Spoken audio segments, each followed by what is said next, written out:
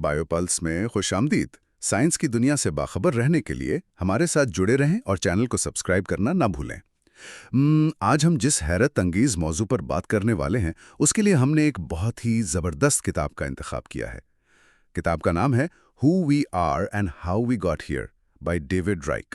हाँ, और ये किताब दरअसल कदीम डीएनए यानी एंशिएंट डीएनए और इंसानी इब्तिदा के बारे में है। मतलब इसमें बहुत तफसील से बताया गया है कि जीनियात किस तरह हमारे माजी को बेनकाब करती है। बिल्कुल। तो ये वाजे कर दूं कि ये हिस्सा है the deep history of our species. अगर हम इस गहराई में जाएं तो मुझे ये सोचकर बड़ी हैरत होती है कि अब माजी को जानने के लिए सिर्फ पुरानी हड्डियों और गारों पर इन्हिसार नहीं किया जाता। सही बात है। मतलब हड्डियां हमें ये तो बता सकती हैं कि कोई तहजीब कैसी थी या उन्होंने कौन से बर्तन इस्तेमाल किए। हाँ, लेकिन वो पूरी कहानी नहीं बताती। यानी अगर हम इंसानी जिस्म और ख़ास तौर पर हमारे जीनोम को देखें तो ये किसी बहुत बड़ी कदीम लाइब्रेरी से कम नहीं है। बिल्कुल, एक ऐसी लाइब्रेरी जिसमें करोड़ों तारीखी दस्तावेजात मौजूद हैं जो हमारे आबाओ अजदाद की कहानियां सुनाती हैं। और सबसे अहम बात ये कि ये दस्तावेजात कभी झूठ नहीं बोलती। हड्डियां शायद हमें धोखा दे जाएं, लेकिन डीएनए पूरी सच्चाई उगल देता है। तो अगर हम इस किताब के पहले बाब यानी chapter 1 how the genome explains who we are की तरफ आएं तो सबसे पहले तो हमें इस लाइब्रेरी की ज़बान को समझना होगा। जी बिल्कुल। देखें, इंसानी जीनोम को समझना इतना भी मुश्किल नहीं है। ये दरअसल डीएनए के जुड़वा धागों पर मुश्तमिल होता है जिसमें तकरीबन 3 अरब कीमियाई ब्लॉक्स होते हैं। अच्छा, 3 अरब? ये तो बहुत बड़ी तादाद है। हाँ, लेकिन हैरत की बात यह है कि ये पूरा जीनोम एक हिदायत का किताबचा है और इस पूरी 3 अरब हुरूफ की किताब में सिर्फ 4 हुरूफ इस्तेमाल हुए हैं, यानी ए, सी, जी और टी। अरे वाह, सिर्फ 4 हरूफ? तो ये एक बहुत ही तवील हिदायत का किताबचा है, लेकिन मुसन्निफ की दिलचस्पी इन हुरूफ के आम कामों में नहीं है ना? नहीं, बिल्कुल नहीं। डेविड राइफ की सारी दिलचस्पी उन गलतियों में है जो उन हुरूफ को कॉपी करते वक्त होती हैं। मतलब जब ये 3 अरब हुरूफ वालिदैन से अगली नस्ल में मुंतकिल होते हैं तो कुदरत से कुछ टाइपिंग की गलतियां हो जाती हैं। टाइपिंग की गलतियां? यानी जिस तरह हम कंप्यूटर पर कुछ टाइप करते हुए गलती कर देते हैं? बिल्कुल वैसे ही। हयातियात की ज़बान में हम इन गलतियों को म्यूटेशंस यानी म्यूटेशंस कहते हैं, और ये तकरीबन हर 1000 हुरूफ के बाद एक गलती होती है। अच्छा। और मज़े की बात यह है कि ये म्यूटेशंस वक्त के साथ एक इंतहाई मुस्तकिल रफ्तार से जमा होती रहती हैं। इसलिए ये एक हयातियाती स्टॉपवॉच या बायोलॉजिकल स्टॉपवॉच का काम करती हैं। एक मिनट, ये हयातियाती स्टॉपवॉच वाली बात थोड़ी दिलचस्प है। हम इन गलतियों को गिनकर वक्त का हिसाब कैसे लगा सकते हैं? अच्छा, इसको एक मिसाल से समझाती हूँ।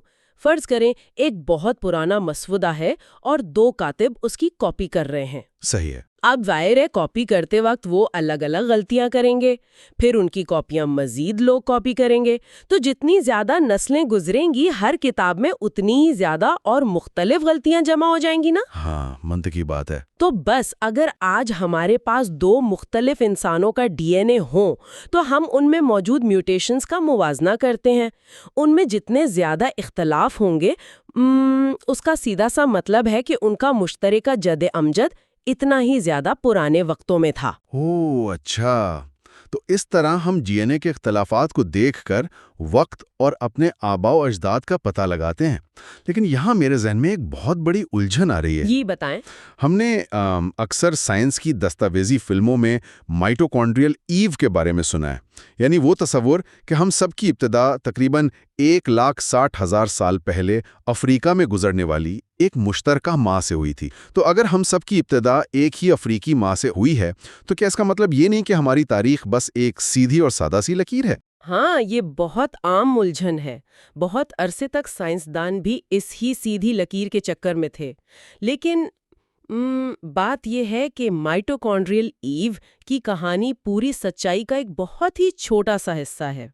छोटा सा हिस्सा? वो कैसे? वो ऐसे कि माइटोकॉन्ड्रियल डीएनए पूरे इंसानी जीनोम का महज 2 लाखवां हिस्सा है, और ये सिर्फ माँ की तरफ से बेटी और फिर अगली नस्ल को मुंतकिल होता है। अच्छा, तो ये सिर्फ माँ की साइड की कहानी है? یہ ایسا ہی ہے کہ ہم اس 3 ارب حروف کی کتاب میں سے صرف ایک صفحہ پڑھ کر پوری دنیا کی تاریخ کا اندازہ لگا رہے ہوں؟ بالکل بالکل یہی بات ہے۔ جب ماہرین نے مائٹوکونڈریل ڈی این اے کے بجائے پورے جینوم کو دیکھنا شروع کیا تو کہانی بالکل بدل گئی۔ پورے جینوم میں تو باپ، دادا، دادی سب کا حصہ شامل ہوتا ہے۔ صحیح۔ جب ہم پیچھے جاتے ہیں تو ہمارے آباء و اجداد کی تعداد ہر نسل کے ساتھ دگنی ہوتی جاتی ہے۔ یعنی اگر ہم 50,000 سال پیچھے چلے جائیں تو ہمارے جینوم میں 10,000 مختلف آباء و اجداد موجود ہوتے ہیں۔ 10,000 یعنی ہم کسی ایک ماں کی سیدھی لکیر پر نہیں چل رہے، بلکہ ہم بہت سارے مختلف آباء و اجداد کا ایک پیچیدہ سا مجموعہ ہیں۔ جی ہاں، ایک پیچیدہ موزیک یعنی موزیک ہیں۔ یہ بات واقعی حیران کن ہے۔ اچھا، اگر ہم اس جینیاتی ریکارڈ کو مزید پیچھے لے کر جائیں، اس دور میں جب زمین پر ہم یعنی جدید انسان اکیلے نہیں تھے، تو کیا ہوتا ہے؟ یعنی اگر میں چیپٹر 2 انکاؤنٹرز ود نیانڈرتھالز کی بات کروں تو وہاں کیا راز ملتے ہیں؟ ارے وہ تو قدیم ڈی این اے کی سب سے بڑی دریافت ہے۔ جب ہم پیچھے دیکھتے ہیں تو جدید انسانوں سے پہلے یورپ اور یوریشیا میں نیانڈرتھالز آباد تھے۔ ہاں، نیانڈرتھالز، ان کے بارے میں تو سب نے سن رکھا ہے۔ ہاں، ان کے دماغ تھوڑے بڑے تھے، جسمانی ساخت انتہائی طاقتور اور مختلف تھی، اور وہ تقریباً 39,000 سال پہلے ناپید ہو گئے۔ تو جب جدید انسان افریقہ سے نکل کر نیانڈرتھالز کے علاقے میں داخل ہوئے تو وہاں کیا ہوا؟ میرا مطلب ہے، کیا یہ 2 حریف کمپنیوں کے آمنے سامنے آنے جیسا تھا، جہاں جدید انسانوں نے انہیں مکمل طور پر تباہ کر کے مارکیٹ سے باہر کر دیا، یا پھر ان کے درمیان کوئی انضمام یا مرجر بھی ہوا گا؟ بہت عرصے تک یہی سمجھا جاتا تھا کہ ہم نے انہیں بس ایک جنگ میں ختم کر دیا، لیکن جب ڈیوڈ رائخ اور ان کے ساتھیوں نے نیانڈرتھالز کی ہڈیوں سے ڈی این اے نکالا اور اسے آج کے انسانوں سے ملایا تو کیا نکلا؟ تو پتہ چلا کہ جدید انسانوں اور نیانڈرتھالز کے درمیان باقاعدہ جینیاتی ملاپ یعنی انٹر بریڈنگ ہوئی تھی۔ واقعی؟ لیکن انہوں نے اس جینیٹی ملاپ کو ثابت کیسے کیا؟ میں اس کے پیچھے کی سائنس جاننا چاہتا ہوں۔ اس کے لیے ایک خاص تکنیک استعمال کی گئی جسے 4 پاپولیشن ٹیسٹ کہا جاتا ہے۔ 4 پاپولیشن ٹیسٹ؟ ہاں، اس میں ماہرین نے 4 مختلف جینومز لیے، ایک چمپینزی کا، ایک نیانڈرتھال کا، ایک افریقن انسان کا اور ایک یوریشین انسان کا۔ اچھا، چمپینزی کا کیوں؟ کیونکہ چمپانزی ہمارا بہت پرانا رشتہ دار ہے، تو اسے ایک بنیادی لائن یا بیس لائن کے طور پر رکھا گیا تاکہ میوٹیشنز کو ناپا جا سکے۔ اب فرض کریں اگر جدید انسانوں کا نیانڈرتھال سے کوئی ملاپ نہیں ہوا تھا تو نیانڈرتھال کا ڈی این اے افریقی اور غیر افریقی انسانوں سے بالکل برابر ملنا چاہیے تھا۔ منطقی بات ہے۔ لیکن ٹیسٹ سے ثابت ہوا کہ آج افریقہ کے علاوہ دنیا کے تمام انسانوں کے ڈی این اے میں 1.5 سے 2.1% حصہ نیانڈرتھالز کا ہے، یعنی نیانڈرتھال کا ڈی این اے افریقیوں کے مقابلے میں یوریشین لوگوں سے زیادہ ملتا تھا۔ افو، تو اس کا مطلب ہے کہ آج کے ہر یورپی، ایشیائی اور امریکی انسان کے اندر نیانڈرتھال موجود ہے۔ بالکل، اور ڈی این اے کے ٹکڑوں کی لمبائی دیکھ کر یہ بھی پتہ چل گیا کہ یہ جینیاتی ملاپ آج سے 54,000 سے 49,000 سال پہلے کے درمیان ہوا تھا۔ اچھا، اور یہ ہوا کہاں تھا؟ غالباً مشرق وسطی یا نیئر ایسٹ کے علاقے میں، کیونکہ افریقہ سے نکلنے کے بعد انسانوں کا پہلا پڑاؤ وہیں تھا۔ ایک منٹ رکیں، یہاں ایک بہت بڑی منطقی خامی مجھے نظر آ رہی ہے۔ کیسی خامی؟ دیکھیں، اگر نیانڈرتھالز کا اصل وطن یورپ تھا تو پھر آج کے مشرقی ایشیائی لوگوں میں آج کے یورپی لوگوں کی نسبت زیادہ نیانڈرتھال ڈی این اے کیوں پایا جاتا ہے؟ یہ تو بالکل الٹ بات ہو گئی نا؟ ہاں، یہ واقعی ایک بہت زبردست سوال ہے، اور شروع میں سائنسدان بھی اس پر الجھ گئے تھے، لیکن پھر اس کی 2 ٹھوس وجوہات سامنے آئیں۔ اچھا، وہ کیا؟ پہلی وجہ ہے ملاوٹ یا ڈائلیوشن۔ ہوا یہ کہ مشرق وسطی سے کسانوں کی ایک بہت بڑی آبادی نے یورپ کی طرف ہجرت کی۔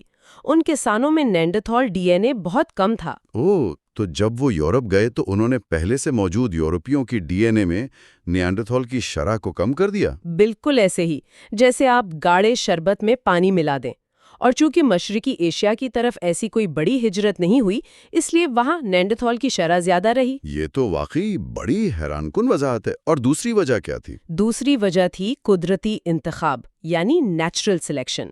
دیکھیں، نیانڈرتھالز کے کچھ جینز جدید انسانوں کے لیے نقصان دہ تھے۔ نقصان دہ کس لحاظ سے؟ خاص طور پر مردوں کے لیے نیانڈرتھالز کے ایکس کروموزوم کے کچھ جینز ایسے تھے جو مردوں میں بانجھپن کا سبب بن رہے تھے۔ اچھا، یعنی جو مرد ان دونوں کے ملاپ سے پیدا ہوئے وہ آگے اپنی نسل نہیں بڑھا سکتے تھے؟ بالکل، اس لیے فطرت نے وقت کے ساتھ ساتھ اس نقصان دہ ڈی این اے کو ہمارے جسم سے نکال دیا۔ اس کی ایک زبردست مثال رومانیہ کے اواسی غار یا اوئیسی کیو سے ملنے والا ایک 40,000 سال پرانا شخص ہے۔ اس میں کیا خاص بات تھی؟ جب اس کا ڈی این اے ٹیسٹ کیا گیا تو اس میں 6 سے 9% حصہ نیانڈرتھال تھا، جس کا مطلب ہے کہ نیانڈرتھالز اس کے خاندان میں صرف 6 پشتیں پہلے موجود تھا۔ لیکن اس شخص کی خاندانی لکیر وہیں ختم ہو گئی اور آج کوئی بھی انسان اس کی نسل سے نہیں ہے۔ ارے واہ، یہ تو ایک پوری فلمی کہانی لگتی ہے۔ یعنی اس پورے جائزے سے یہ ثابت ہوتا ہے کہ ڈی این اے نے انسانی تاریخ کے اس پرانے تصور کو بدل دیا ہے کہ ہم کوئی خالص نسل ہیں۔ ہماری تاریخ خالص نہیں ہے، بلکہ یہ مختلف انسانی اقسام کے ملاپ کا نتیجہ ہے۔ بالکل، ہماری تاریخ مختلف آبادیوں کے ملنے اور بچھڑنے کی ایک بہت پیچیدہ کہانی ہے۔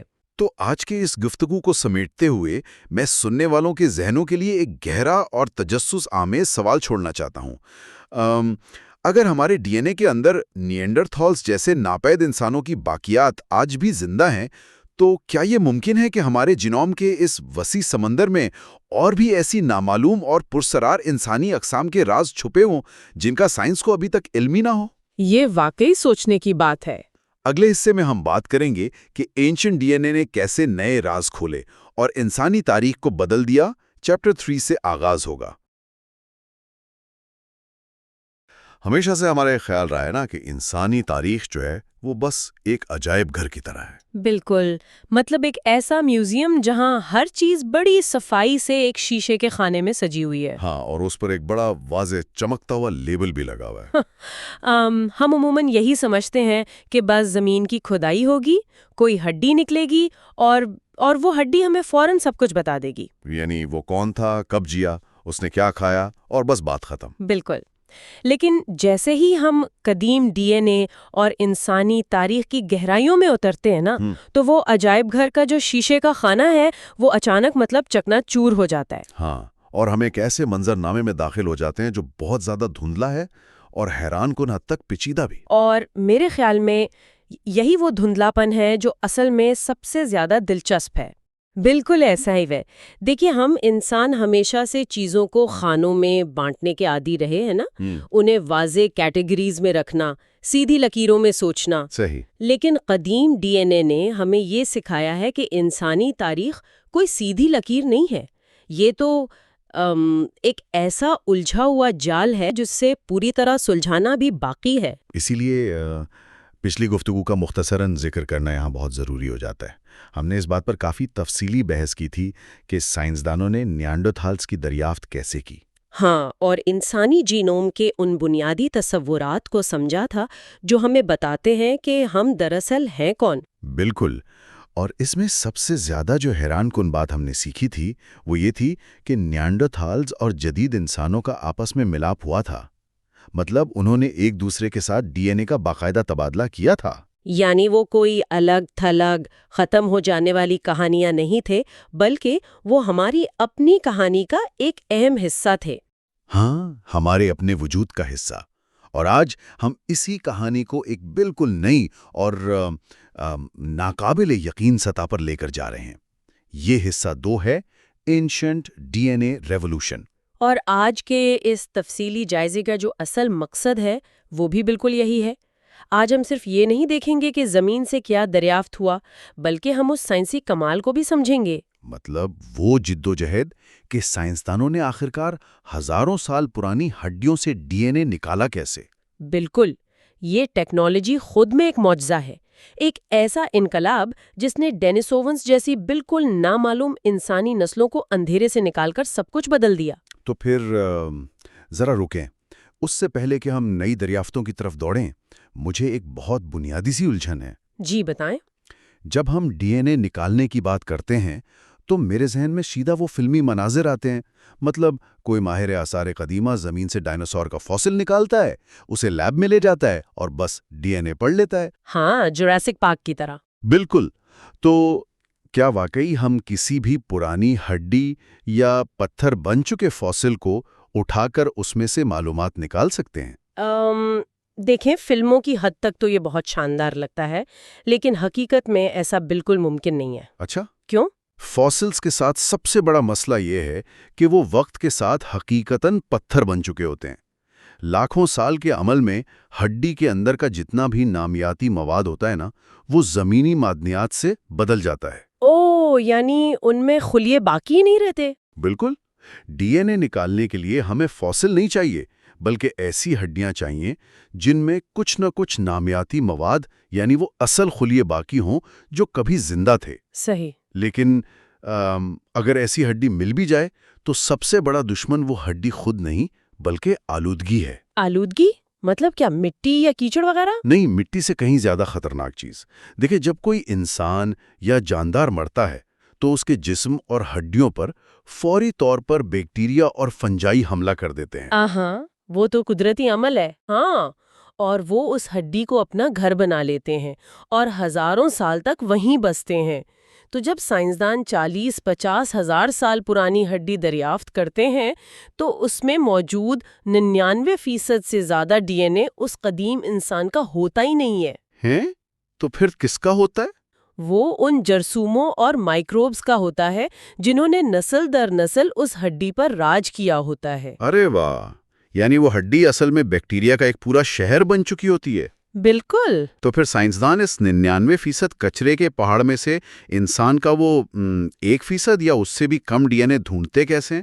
یہ تو ناممکن سا لگتا ہے۔ اور یہی تاریخ کا سب سے مشکل سائنسی چیلنج تھا۔ اس سے نپٹنے کے لیے سائنسدانوں کو روایتی لیبز کا تصور مکمل طور پر ترک کرنا پڑا۔ انہیں کچھ نیا بنانا پڑا۔ مطلب کچھ خاص قسم کی لیبارٹریاں؟ ہاں، انہوں نے بالکل ویسے ہی انتہائی حساس کلین رومز بنائے جیسے کمپیوٹر کی مائکرو چپ بنانے والی فیکٹریوں میں ہوتے ہیں۔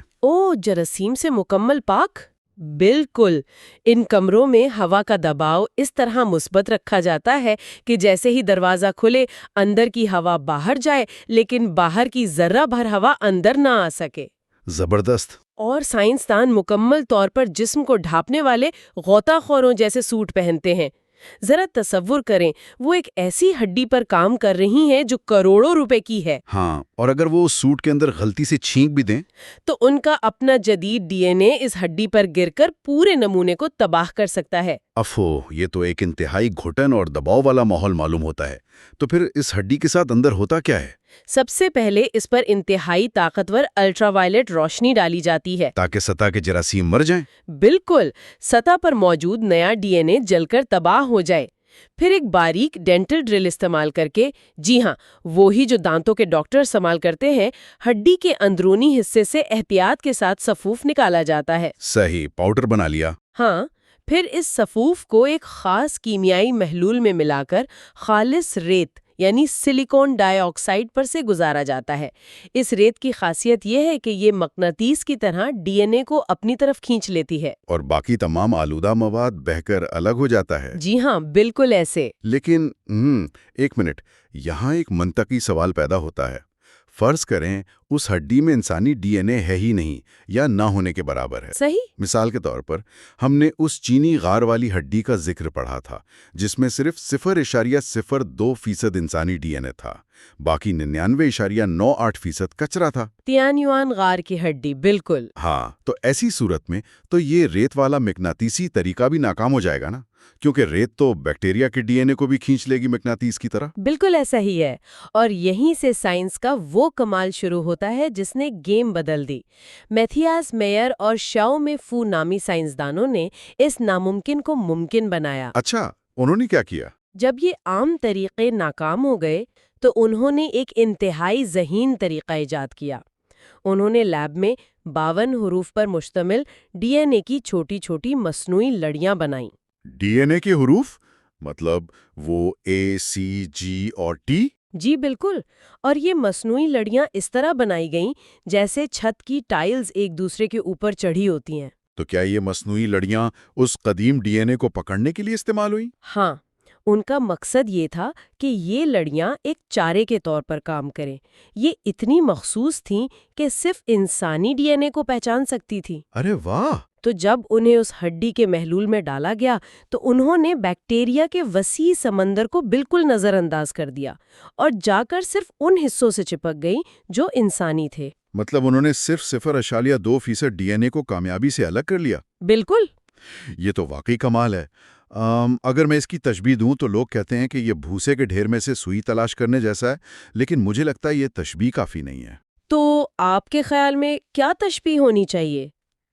یہ اصل میں ایسا ہے جیسے آپ کے پاس مختلف پزلز کے لاکھوں بے ترتیب ٹکڑوں کا ایک بہت بڑا ڈبہ ہو، اور آپ ایک خاص ٹکڑا جس پر مغناطیس لگا ہو اس ڈبے میں ڈالتے ہیں، صحیح۔ اور وہ جا کر صرف اور صرف اپنے سے جڑنے والے ٹکڑے کو کھینچ کر باہر لے آتا ہے، جبکہ باقی لاکھوں ٹکڑے وہیں پڑے رہتے ہیں۔ بہت زبردست مثال دی آپ نے۔ بالکل ایسا ہی کام کرتا ہے یہ چارہ۔ لیکن ایک منٹ، اس ساری ٹیکنالوجی کو سن کر میرے ذہن میں ایک اور خطرہ منڈلا رہا ہے۔ وہ کیا؟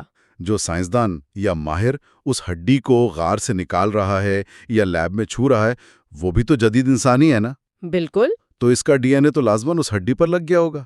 آپ کا یہ جو حیرت انگیز چارہ ہے، یہ تو اس جدید انسان کے ڈی این اے کو بھی قدیم انسان سمجھ کر کھینچ لے گا۔ اس مسئلے کو کیسے حل کیا گیا؟ آپ نے بالکل دختی رگ پر ہاتھ رکھا ہے۔ یہ قدیم ڈی این اے کی دنیا کا سب سے بھیانک خواب ہے، جدید انسانوں کی آلودگی۔ ظاہر ہے جس نے کھدائی کی اس کا پسینہ، سانس کے ذرات سب وہاں موجود ہے۔ ہاں، تو اس سے بچنے کا کیا طریقہ نکالا؟ سائنسدانوں نے ایک اور کمال کا طریقہ اپنایا جسے بارکوڈنگ کہا جاتا ہے۔ بارکوڈنگ جیسے سپر مارکیٹ میں ہوتا ہے؟ بالکل ویسے ہی۔ جیسے ہی لیب کے کلین روم میں ہڈی سے ڈی این اے کے ٹکڑے نکالے جاتے ہیں، ان کے سروں پر کیمیائی طور پر ایک بارکوڈ لگا دیا جاتا ہے۔ یہ ڈی این اے کے حروف کا ہی ایک مصنوعی تسلسل ہوتا ہے۔ یعنی وہ اس قدیم ڈی این اے پر اپنا ایک لیبل چپکا دیتے ہیں؟ جی ہاں۔ اب اس کے بعد تجربے کے کئی مراحل ہوتے ہیں۔ اگر اس دوران کوئی جدید انسانی ڈی این اے محلول میں شامل ہو بھی جائے تو کوئی فرق نہیں پڑتا۔ کیوں؟ وہ بھی تو انسان کا ہی ہے۔ کیونکہ جب آخر میں ڈی این اے کو کمپیوٹر پر پڑھا جاتا ہے تو کمپیوٹر کو ہدایت ہوتی ہے کہ وہ صرف ان ٹکڑوں کو تسلیم کریں جن کے سروں پر وہ مخصوص بارکوڈ لگا ہو۔ ارے واہ! تو جس پر بارکوڈ نہیں ہوگا وہ جدید آلودگی ہوگی؟ بالکل۔ کمپیوٹر اسے خودکار طریقے سے کچرا سمجھ کر رد کر دیتا ہے۔ یہ طریقہ اس بات کی حتمی ضمانت دیتا ہے کہ ہم واقعی ہزاروں سال پرانا ڈی این اے ہی پڑھ رہے ہیں۔ یہ واقعی دماغ کی چولے ہلا دینے والی ٹیکنالوجی ہے۔ اب ذرا سوچیں کہ جب سائنسدانوں کے ہاتھ میں یہ جادوئی ٹول آ گیا تو انہوں نے سب سے پہلا بڑا شکار کون سا کیا؟ ظاہر ہے ایک بہترین اوزار ہونا کافی نہیں جب تک آزمانے کے لیے صحیح مواد نہ ہو۔ بالکل۔ تو انہوں نے اسے کس ہڈی پر آزمایا؟ اور وہیں سے ہماری کہانی اس حیرت انگیز موڑ پر آتی ہے جس نے انسانی تاریخ کے بارے میں ہمارے تمام اندازے غلط ثابت کر دیے۔ 2008 کی بات ہے۔ اچھا۔ روسی ماہرین سائبیریا کے الٹائی پہاڑوں میں واقع ڈینیسووا غار میں کھدائی کر رہے تھے۔ انتہائی سرد اور تاریک ماحول تھا۔ وہاں انہیں ایک بچے کی چھوٹی انگلی کی ہڈی کا ایک بہت ہی چھوٹا سا ٹکڑا ملا۔ بس صرف انگلی کی ہڈی کا ایک ٹکڑا؟ جی، بس اتنا سا ثبوت۔ ذرا رکیے، میں یہاں ایک شبہ ظاہر کروں گا۔ ایک چھوٹی سی ہڈی سے کیا پتہ چل سکتا ہے؟ ہم تو جانتے ہیں کہ عمر جاننے کے لیے ریڈیو کاربن ڈیٹنگ استعمال ہوتی ہے۔ صحیح۔ اور اس کے لیے ہڈی کو جلا کر کاربن چیک کیا جاتا ہے۔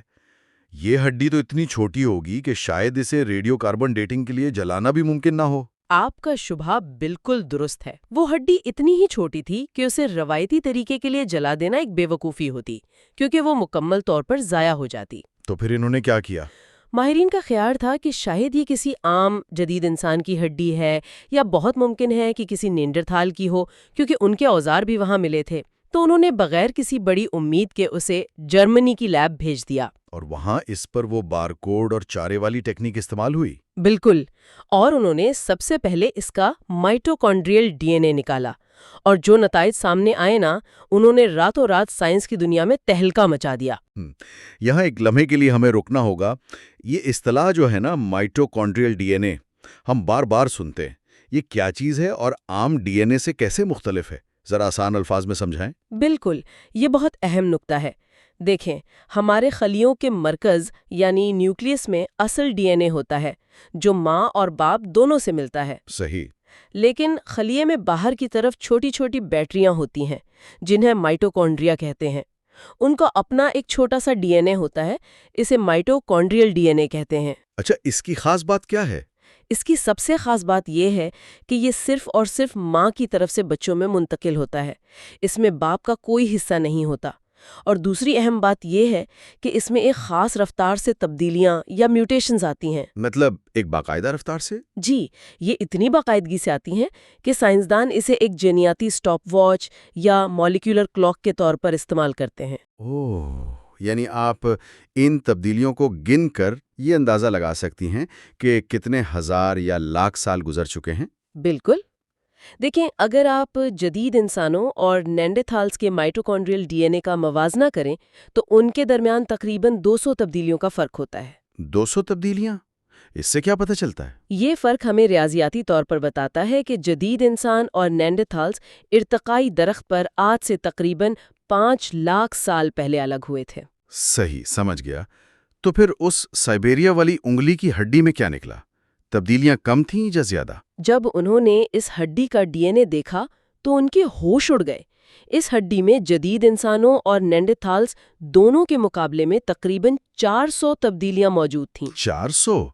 یعنی فرق دگنا تھا؟ بالکل، یہ اس بات کا حتمی ناقابل تردید ثبوت تھا کہ یہ ہڈی نہ تو جدید انسان کی ہے اور نہ ہی نینڈرتھال کی۔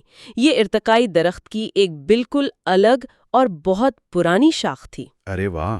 یہ ثابت ہو گیا کہ یہ انسانوں کی ایک بالکل نامعلوم نسل ہے جس کا اس سے پہلے دنیا کی تاریخ میں کبھی کوئی ذکر ہی نہیں تھا۔ اور چونکہ یہ ڈینیسووا غار سے ملی تھی اس لیے انہیں ڈینیسوونز کا نام دیا گیا ہے نا؟ جی ہاں، اور بعد میں اسی غار سے ان کے کچھ دانت بھی ملے جو حیران کن حد تک بہت بڑے اور مضبوط تھے، جس سے تصدیق ہو گئی کہ جسمانی طور پر بھی یہ بہت مختلف تھے۔ یہ بات واقعی دماغ گھما دینے والی ہے۔ ذرا سوچیں، روایتی طور پر ماہرین کسی نئی نسل کا اعلان تب کرتے ہیں جب کوئی بڑی اور واضح کھوپڑی ملے یا پتھر کے اوزار ملے۔ بالکل، سالوں کی کھدائی کے بعد۔ ہاں، لیکن یہاں صرف ایک چھوٹی سی انگلی کی ہڈی کے اندر چھپے ڈی این اے نے ایک پوری کی پوری انسانی نسل دریافت کر لی۔ مطلب میں تو اسے ایک ایسا جینوم کہوں گا جسے اپنے فوسل کی تلاش ہے۔ یہ آپ نے بہت گہری بات کہی ہے۔ ہمارے پاس ان کی جینیاتی کتاب مکمل ہے، لیکن وہ دکھتے کیسے تھے اس کے فوسلز نہ ہونے کے برابر ہیں۔ بالکل، ہمارے پاس عمارت کا بلو پرنٹ ہے لیکن عمارت غائب ہے۔ لیکن اگر ہم اسے تھوڑی بڑی تصویر میں دیکھیں تو ایک اور حیران انگیز حقیقت سامنے آتی ہے۔ وہ کیا؟ یہ ڈینیسوون نسل سائبیریا کے اس غار کے اندھیروں میں تنہائی میں ختم نہیں ہوئی تھی، بلکہ آج بھی دنیا کے کئی خطوں میں چلتے پھرتے لوگوں کے اندر زندہ ہے۔ اچھا، یہاں سے تو کہانی بڑا دلچسپ موڑ لیتی ہے۔ یعنی وہ مکمل طور پر محدوم نہیں ہوئے؟ کیا انہوں نے بھی ہمارے آباء و اجداد کے ساتھ ملاپ کیا تھا جیسے نیانڈرتھالز نے کیا تھا؟ جی ہاں، جب ڈینیسوونز کے ڈی این اے کا آج کے انسانوں سے موازنہ کیا گیا تو معلوم ہوا کہ انہوں نے جدید انسانوں کے آباء و اجداد کے ساتھ ملاپ کیا تھا۔ اور اس کے اثرات آج بھی موجود ہیں؟ حیران کن طور پر موجود ہے۔ آج بحر الکاہل کے جزائر، خاص طور پر نیو گینی اور آسٹریلیا کے مقامی باشندوں میں ڈینیسوونز کے ڈی این اے 3 سے 6% تک پایا جاتا ہے۔ اور نیاندرتھالز کا بھی ملا لے تو ان لوگوں میں کل 5 سے 8% ڈی این اے ان قدیم نسلوں کا ہے۔ اب ذرا رکیے، مجھے یہاں سختی سے اختلاف کرنا پڑے گا۔ اگر ہم دنیا کا نقشہ دیکھیں تو یہ بات جغرافیائی طور پر بالکل ناممکن اور بے تکی لگتی ہے۔ کیوں بھلا؟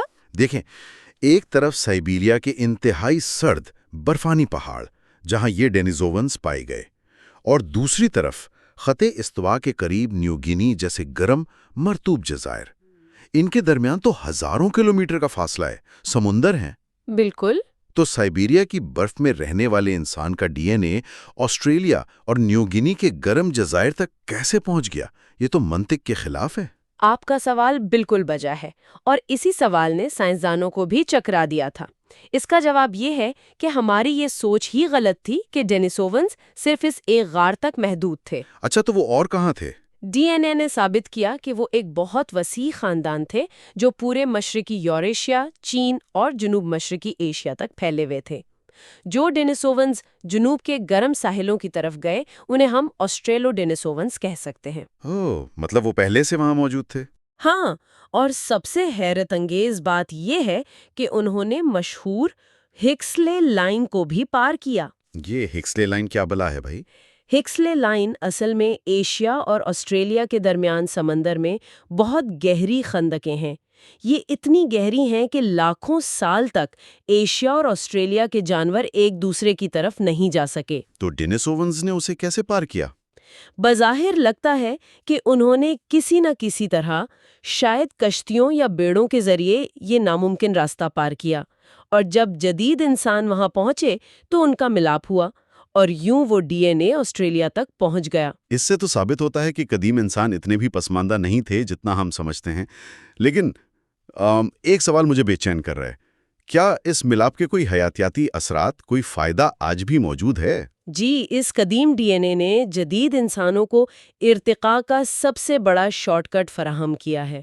اس کی سب سے واضح مثال تبت کے لوگ ہیں۔ تبت؟ وہاں تو آکسیجن بہت کم ہوتی ہے۔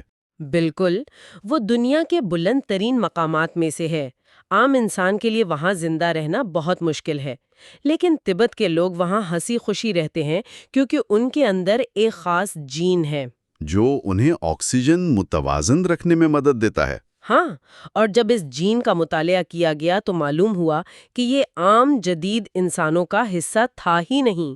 یہ ہو وہی جین ہے جو سائبیریا کے ڈینیسومنز میں پایا جاتا تھا۔ اوہ، تو اس کا مطلب ہے جدید انسانوں نے تبت کے ماحول کے مطابق ڈھلنے کے لیے دسیوں ہزار سال انتظار نہیں کیا؟ بالکل نہیں، انہوں نے ڈینیسومنز کے ساتھ ملاپ کے ذریعے وہ جینیاتی چیٹ کوڈ حاصل کر لیا۔ یہ جینیاتی چوری یا ادھار کی ایک شاندار مثال ہے۔ کیا بات ہے! ہم نے دیکھا کہ کس طرح ڈینیسوونز نے جدید انسانوں کی مدد کی، لیکن مجھے معلوم ہے ڈی این اے کی کہانی یہاں ختم نہیں ہوتی۔ بالکل، کہانی تو ابھی اور الجھنے والی ہے۔ ہاں، جب ڈینیسونز کے ڈی این اے کو مزید گہرائی سے دیکھا گیا تو سائنسدانوں کو ایک اور پراسرار انسانی نسل کا سایہ نظر آیا، جس کی آج تک زمین پر کوئی ہڈی، کوئی فوسل نہیں ملا۔ اور یہی ہمیں سپر آرکائک انسانوں کے تصور کی طرف لے جاتا ہے۔ یہاں ارتقاء کا سیدھا خاکہ مکمل طور پر ایک پہیلی بن جاتا ہے۔ ذرا اسے تفصیل سے بتائیں۔ سائنسدانوں نے جدید افریقی باشندوں کے ڈی این اے کا ڈینیسوونز اور نیانڈرتھالز سے موازنہ کیا۔ اب چونکہ نیانڈرتھالز اور ڈینیسوونز ایک دوسرے کے کزنز تھے، تو دونوں کو افریقیوں سے برابر کے فاصلے پر ہونا چاہیے تھا۔ منطقی طور پر تو ایسا ہی ہونا چاہیے۔ لیکن جب اعداد و شمار کا تجزیہ کیا گیا تو پتہ چلا کہ افریقی باشندوں کا ڈی این اے ڈینیسوونز کی نسبت نیانڈرتھال سے قدرے زیادہ ملتا ہے۔ لیکن یہ کیسے ممکن ہے؟ اگر وہ آپس میں سگے کزنز تھے تو ایک قریب اور دوسرا دور کیوں ہو گیا؟ اس کی واحد وجہ تو یہ ہو سکتی ہے کہ ڈینیسونز میں کوئی بیرونی چیز شامل ہو گئی ہو۔ آپ بالکل صحیح سمت میں سوچ رہے ہیں۔ اس کی واحد سائنسی وضاحت یہ تھی کہ ڈینیسوونز نے ماضی میں ایک اور بہت ہی پرانی اور بالکل نامعلوم انسانی نسل سے ملاپ کیا تھا۔ اسی نامعلوم گروہ کو سپر آرکائک کہتے ہیں؟ جی ہاں، یہ ایک گھوسٹ پاپولیشن یا بھوت آبادی ہے جس کا کوئی جسمانی ثبوت نہیں ملا، لیکن ان کا ڈی این اے ڈینیسوونز کے ذریعے ہم تک پہنچا۔ اگر میں اسے سمجھنے کے لیے ایک مثال دوں تو یہ ایسا ہے جیسے آپ کو ایک پرانی کتاب میں کیک بنانے کی ترکیب ملے۔ آپ کیک بناتے ہیں لیکن چکھتے وقت احساس ہوتا ہے کہ اس میں ایک پراسرار مسالہ شامل ہے۔ ہاں بالکل۔ جو آپ کے کچن کا حصہ نہیں ہے، وہ کسی ایسے پراسرار نان بائی کی طرف سے آیا ہے جسے آپ نے کبھی نہیں دیکھا، لیکن اس کا ذائقہ اس کیک میں ہمیشہ کے لیے شامل ہو گیا ہے۔ بہت شاندار تشبیہ ہے۔ اس نان بائی کا کوئی وجود نہیں ملتا، لیکن اس کا چھوڑا ہوا ذائقہ، اس کا ڈی این اے ڈینیسوونز کی ترکیب میں شامل تھا، اور یہی قدیم ڈی این اے نے تاریخ کو بدلنے کا سب سے بڑا کارنامہ انجام دیا۔ کیا کارنامہ؟ اس نے ہمیں بتایا کہ ارتقاء کا ماڈل درخت کی طرح نہیں ہے۔ ہم پڑھتے تھے کہ ایک درخت ہے، شاخیں الگ ہوتی ہیں اور پھر نہیں ملتی، لیکن حقیقت میں یہ مختلف ندیوں کی طرح ہے جو الگ ہوتی ہیں اور پھر بار بار ایک دوسرے میں ضم ہو جاتی ہیں۔ यानी कदीम डीएनए ने नस्लों के खालिस होने के इस पुराने अफसाने को हमेशा के लिए दफन कर दिया है। दुनिया में कोई भी आबादी, कोई इंसान मुकम्मल तौर पर खालिस नहीं है। हम सब उन बिखरी हुई और जुड़ने वाली नदियों का मुरक्कब हैं। बिल्कुल, हम सब मिक्स हैं। ये बात वाकई इंसान को एक गहरी सोच में मुब्तला कर देती है कि हम असल में कौन हैं। गुफ्तगू को समेटते हुए जरा इस गहरे ख्याल पर गौर करें। हम सब आज इस जदीद दौर में अपने खुलियों के अंदर उन नस्लों के साए और भूत लेकर घूम रहे हैं जो लाखों साल पहले मदूम हो चुकी हैं। वो हकीकत में खत्म नहीं हुई, हमारे डीएनए का हिस्सा बन गई। हाँ, जरा सोचें, जैसे जैसे टेक्नोलॉजी बेहतर हो रही है, हमारे डीएनए की गहरी तहों में और कितनी ऐसे अनदेखे आबा व अजदाद छुपे बैठे हैं जो अपनी दरियाफ्त का इंतजार कर रहे हैं। शायद हम खुद अपने अंदर एक पूरी नामालूम कायनात लिए फिर रहे हैं। अगले हिस्से में हम दुनिया के मुख्तलिफ इलाकों में इंसानी तारीख और माइग्रेशन पर बात करेंगे। ह्यूमैनिटीज गोस्ट से आगाज होगा। जरा तसव्वुर करें, अगर हम आज बरतानिया के मशहूर स्टोनहेंज को बनाने वाले लोगों की कब्रें खोदें और उनकी हड्डियों से डीएनए निकालें। हाँ, और फिर अगर इसका मवाजना आज के लोगों से करें तो जो नतीजा निकलेगा वो वाकई हैरानकुन होगा। बिल्कुल, मतलब ये पता चलता है कि जिन लोगों ने इतनी अजीम शान यादगार बनाई थी ना, उनकी पूरी की पूरी जिन्याती नस्ल चंद ही सदियों में वहां से मुकम्मल तौर पर गायब हो गई। सही। और उनकी जगह घोड़ों पर सवार एक ऐसे खाना बदोश गरोह ने ले ली जिसने पूरी आबादी को ही बदल कर रख दिया। और ये कोई साइंस फिक्शन नहीं है, ये हमारी अपनी तारीख है। बायोप्लस के तहत इस गहरे मुताले में खुशामदीद। आज हम तारीख को पुरानी किताबों से नहीं बल्कि इंसानी खलियों के अंदर मौजूद डीएनए से पढ़ेंगे। बिल्कुल, और ये सफर वाकई रोंगटे खड़े कर देने वाला है, क्योंकि देखिए, डीएनए सिर्फ कोई आम हयातियाती कोड नहीं है। ये हिस्सा 3 है, ह्यूमैनिटीज ग्लोबल हिस्ट्री पार्ट 1। आज हम खास तौर पर डेविड रीच की किताब who we are and how we got here के बाब 4 और 5 का तफसीली जायजा ले रहे हैं। जी, और इस बहस का मकसद बुनियादी तौर पर इन माखूजात की मदद से ये समझना है कि जिन्याती साइंस किस तरह कदीम गुमशुदा आबादियों को दोबारा दरियाफ्त कर रही है। और ये भी कि जदीद यूरोप की तश्कील किन हैरत अंगीज हिजरतों और मिलाप का नतीजा है। तो सबसे पहले ना इस दिलचस्प तस्वर पर बात करते हैं जिसे गुमशुदा आबादियां या बाब 4 के मुताबिक ह्यूमैनिटीज घोस्ट्स कहा जाता है। ये गोस्ट पॉपुलेशंस का तस्वर कदीम डीएनए की साइंस में एक बहुत बड़े इनकलाब की तरह है। यानी ये वो आबादियां हैं जो अब दुनिया में कहीं भी अपनी खालिस हालत में मौजूद नहीं है ना? बिल्कुल ठीक कहा आपने। बज़ाहिर वो नापैद हो चुकी हैं, लेकिन उनके जिन्याती टुकड़े आज के इंसानों के डीएनए में बिखरे हुए मिलते हैं। इसको समझने के लिए मैं एक तशबीह के बारे में सोच रही थी, जैसे जैसे पका हुआ केक होता है ना। अच्छा, केक वाली मिसाल? हाँ, बताएं। मतलब जब आप एक केक खा रहे होते हैं तो उसमें मौजूद अंडा और आटा अपनी इनफरादी शक्ल तो खो चुके होते हैं, लेकिन वो उसके अंदर मौजूद जरूर होते हैं। बिल्कुल, बहुत जबरदस्त तशबीह है। हमारा डीएनए भी कुछ ऐसा ही एक पका हुआ केक है। लेकिन मुझे यहाँ एक बात पर बहुत हैरत होती है। मेरा मतलब है कि केक के अज्जा पहचानना तो समझ आता है, लेकिन साइंसदान सिर्फ आज के इंसानों का डीएनए देखकर हजारों साल पहले की किसी गुमशुदा आबादी का खाका कैसे तैयार कर लेते हैं? ये एक बहुत ही मंतिकी सवाल है, और दिलचस्प बात यह है कि इसका जवाब हयातियात से ज्यादा रियाजी और शुमारियात में छुपा है। अच्छा, वो कैसे? देखें, जिनियातदान महज अंदाजे नहीं लगाते, वो बहुत पेचीदा रियाजियाती मॉडल्स इस्तेमाल करते हैं। बाब 4 में बताया गया है कि माहिरीन जैसे कि निक पैटरसन, उन्होंने एक मॉडल तैयार किया जिसे 3 पॉपुलेशन टेस्ट कहते हैं। यानी 3 आबादियों का टेस्ट। इसे जरा आसान अल्फाज में समझाएंगे? जरूर। फर्ज करें हमारे पास दुनिया की 2 बिल्कुल मुख्तलिफ आबादियां हैं। एक तरफ आज के शिमाली यूरोप के लोग ले लें, ठीक है, और दूसरी तरफ बरे-आज़म अमरीका के मकामी बाशिंदे यानी नेटिव अमेरिकन्स को ले लें। जो ज्योग्राफियाई लिहाज से एक दूसरे से हजारों मील दूर हैं। बज़ाहिर उनका आपस में कोई ताल्लुक बनता ही नहीं है। बिल्कुल दुरुस्त। अब जब इन दोनों आबादियों के डीएनए का मुआजना किया गया ना, तो माहिरीन ने देखा कि इनमें कुछ खास किस्म की जिन्याती तब्दीलियां मुश्तरक हैं। واہ، تو سوال یہ پیدا ہوتا ہے کہ یہ مشترکہ چیزیں ان میں آئیں کہاں سے؟ جی، اور یہیں وہ 3 پاپولیشن ٹیسٹ کام آتا ہے۔ یہ ریاضیاتی فارمولا بتاتا ہے کہ اگر 2 مختلف آبادیوں میں کچھ خاص جینیات مشترک ہیں تو ماضی میں لازماً کوئی ایک ایسی تیسری آبادی موجود رہی ہوگی۔ جس نے ان دونوں کو اپنا ڈی این اے دیا ہو؟ بالکل، اور اس ریاضی کی بنیاد پر ہڈی کا ایک بھی ٹکڑا ملے بغیر انہوں نے پیشگوئی کر دی کہ ایک گم شدہ آبادی تھی جسے انہوں نے قدیم شمالی یوریشین کا نام دے دیا۔ لیکن ذرا رکیں، یہ تو ایک بہت بڑا دعویٰ تھا نا؟ مطلب کسی ٹھوس ثبوت کے بغیر صرف کاغذ پر اور کمپیوٹر کے الگورتھم سے پوری ایک انسانی نسل کا اعلان کر دینا۔ ہاں، اور اسی لیے شروع میں سائنسدانوں کے حلقے میں اس پر خاصی تنقید بھی ہوئی تھی۔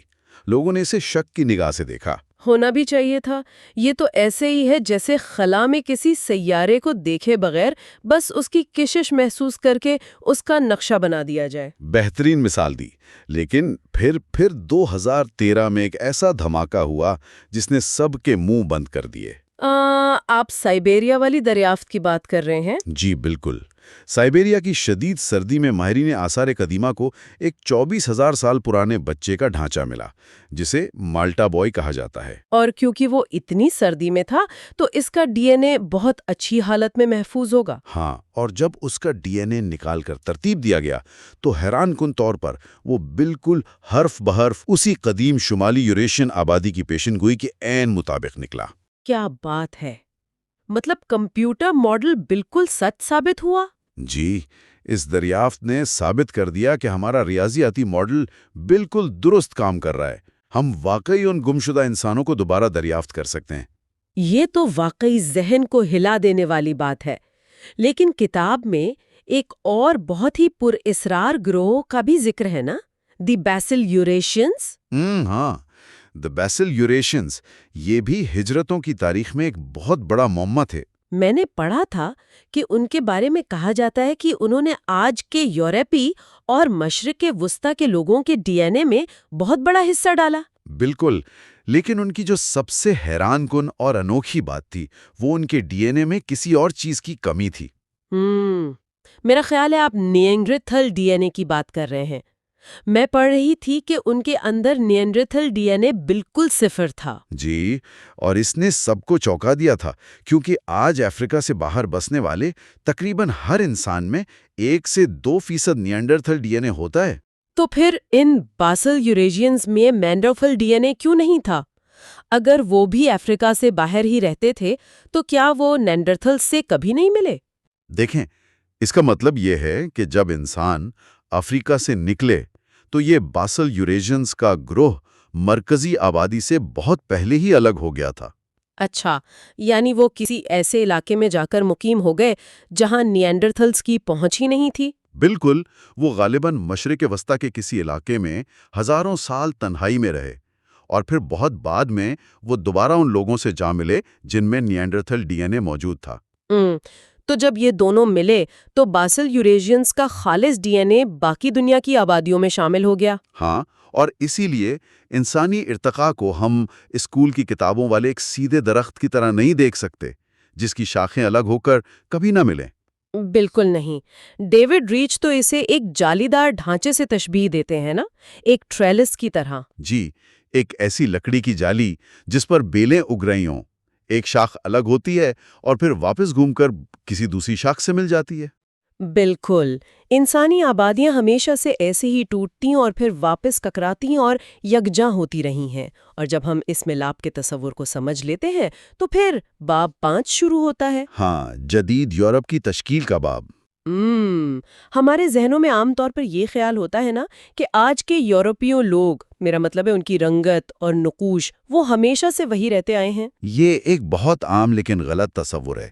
ڈی این اے نے اس خیال کے بالکل پرخچے اڑا دیے ہیں۔ بالکل، تو کیا ہوا تھا پچھلے 10,000 سالوں میں؟ سائنسدانوں نے دریافت کیا کہ آج کے یورپی لوگ کسی ایک خالص مقامی گروہ کی پیداوار نہیں ہیں، بلکہ وہ 3 بالکل مختلف آبائی گروہوں کے ملاپ کا نتیجہ ہے۔ اچھا، تو چلیں ان 3 گروہوں کو ذرا کھول کر بیان کرتے ہیں۔ آج سے تقریباً 9,000 سال پہلے یورپ میں کون رہتا تھا؟ وہ پہلا گروہ تھا مغربی یورپ کے شکاری۔ یہ چھوٹے گروہوں میں رہتے اور جانوروں کا شکار کرتے تھے۔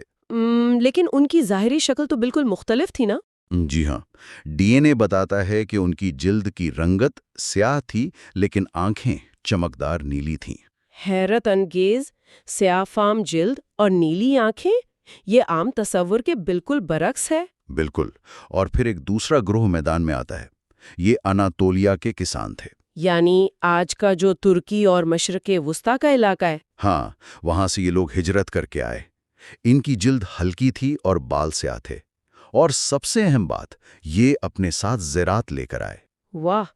تو میں یہاں یہ سوچنے پر مجبور ہوں کہ جب یہ کسان زراعت جیسی جدید ٹیکنالوجی لے کر آئے تو کیا مقامی شکاریوں نے فوراً ان سے مل کر کھیتی باڑی شروع کر دی تھی؟ تاریخ اتنی سیدھی نہیں ہے۔ کتاب کے مطابق شروع میں ایسا بالکل نہیں ہوا۔ مطلب وہ الگ الگ رہے؟ جی، ہزاروں سال تک وہ ایک ہی جغرافیے میں رہنے کے باوجود آپس میں نہیں ملے۔ کسانوں کو میدانی علاقے چاہیے تھے اور شکاری جنگلوں اور پہاڑوں میں رہتے تھے۔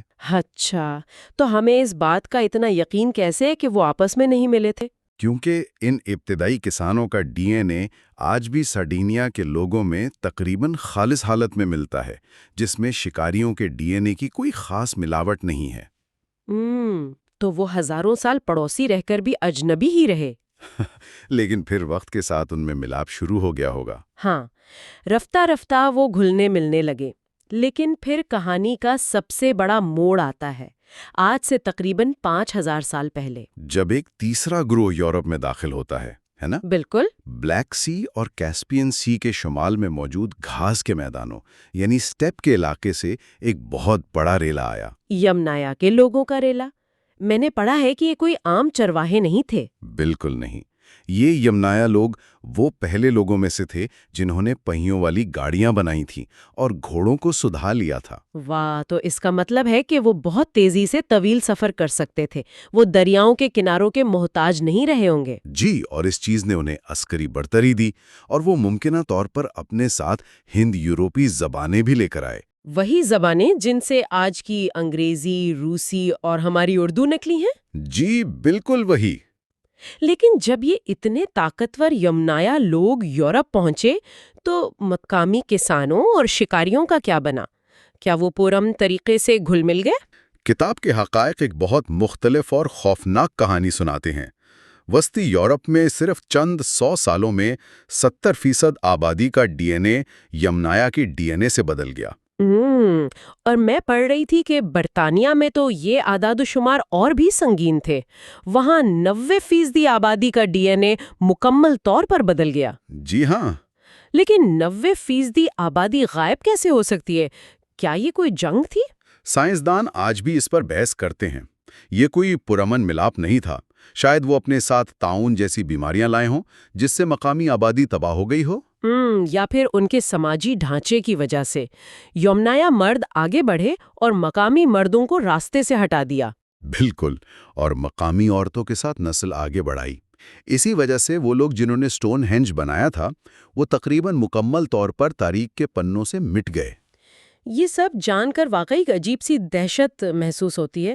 تو مطلب اگر ہم اس سارے علم کا نچوڑ نکالیں، ہم دیکھتے ہیں کہ لوگ اپنی خالص نسل پر کتنا فخر کرتے ہیں۔ ہاں، کوئی کہتا ہے ہم خالص ہیں، ہمارا خون پاک ہے، لیکن ڈی این اے بتاتا ہے کہ دنیا میں خالص نسل نام کی کوئی چیز ہے ہی نہیں۔ بالکل، آج کا ہر انسان انتہائی مختلف اور متضاد قدیم آبادیوں کے ملاپ کا نتیجہ ہے۔ جی، آج کا جدید یورپی انسان دراصل ان شکاریوں، کسانوں اور چرواہوں کا ملغوبہ ہے۔ جب ہم یہ سائنسی حقیقت مان لیتے ہیں تو نسل پرستی کے تمام دعوے کھوکھلے نظر آنے لگتے ہیں۔ بالکل درست۔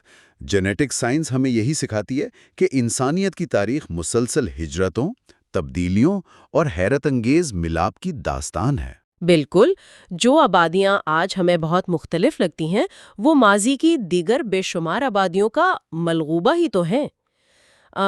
اس گہرے مطالعے کے اختتام پر سننے والوں کے لیے میں ایک سوال چھوڑنا چاہوں گی۔ جی ضرور۔ ذرا سوچیں، اگر ہمارا ڈی این اے پچھلے 10,000 سالوں کی مسلسل ہجرتوں، پیدل اور گھوڑوں کے سفروں کے نتیجہ ہے، تو آج کے اس دور میں جہاں ہوائی سفر نے دنیا کو سکیڑ دیا ہے، آج سے 1000 سال بعد کی انسانیت کا جینیٹک نقشہ کیسا نظر آئے گا؟ کیا ہم ایک بار پھر کسی نئی عالمی شناخت کی طرف بڑھ رہے ہیں؟ یہ واقعی سوچنے کی بات ہے۔ اگلے حصے میں ہم بھارت اور امریکہ کی آبادی کی جینیٹک تاریخ کو سمجھیں گے۔ تصور کرے کہ کہیں کھدائی ہو رہی ہے اور اچانک زمین کے نیچے سے ایک 4000 سال پرانا شہر دریافت ہو جاتا ہے۔ ارے واہ، مطلب بالکل کسی فلم کے سین کی طرح؟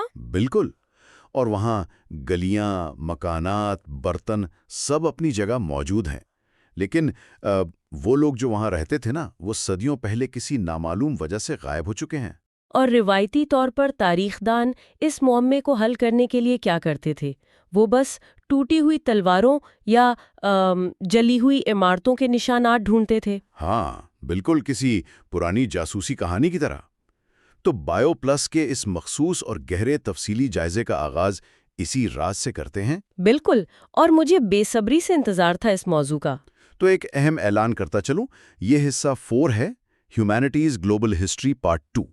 اور پچھلے حصوں کے تسلسل کو آگے بڑھاتے ہوئے آج کا ہمارا مشن کافی دلچسپ ہونے والا ہے۔ ہاں، آج کا ہمارا مقصد دنیا کے 2 بالکل مختلف خطوں یعنی بر صغیر پاک و ہند اور بر اعظم امریکہ کی جینیاتی تاریخ کا جائزہ لینا ہے۔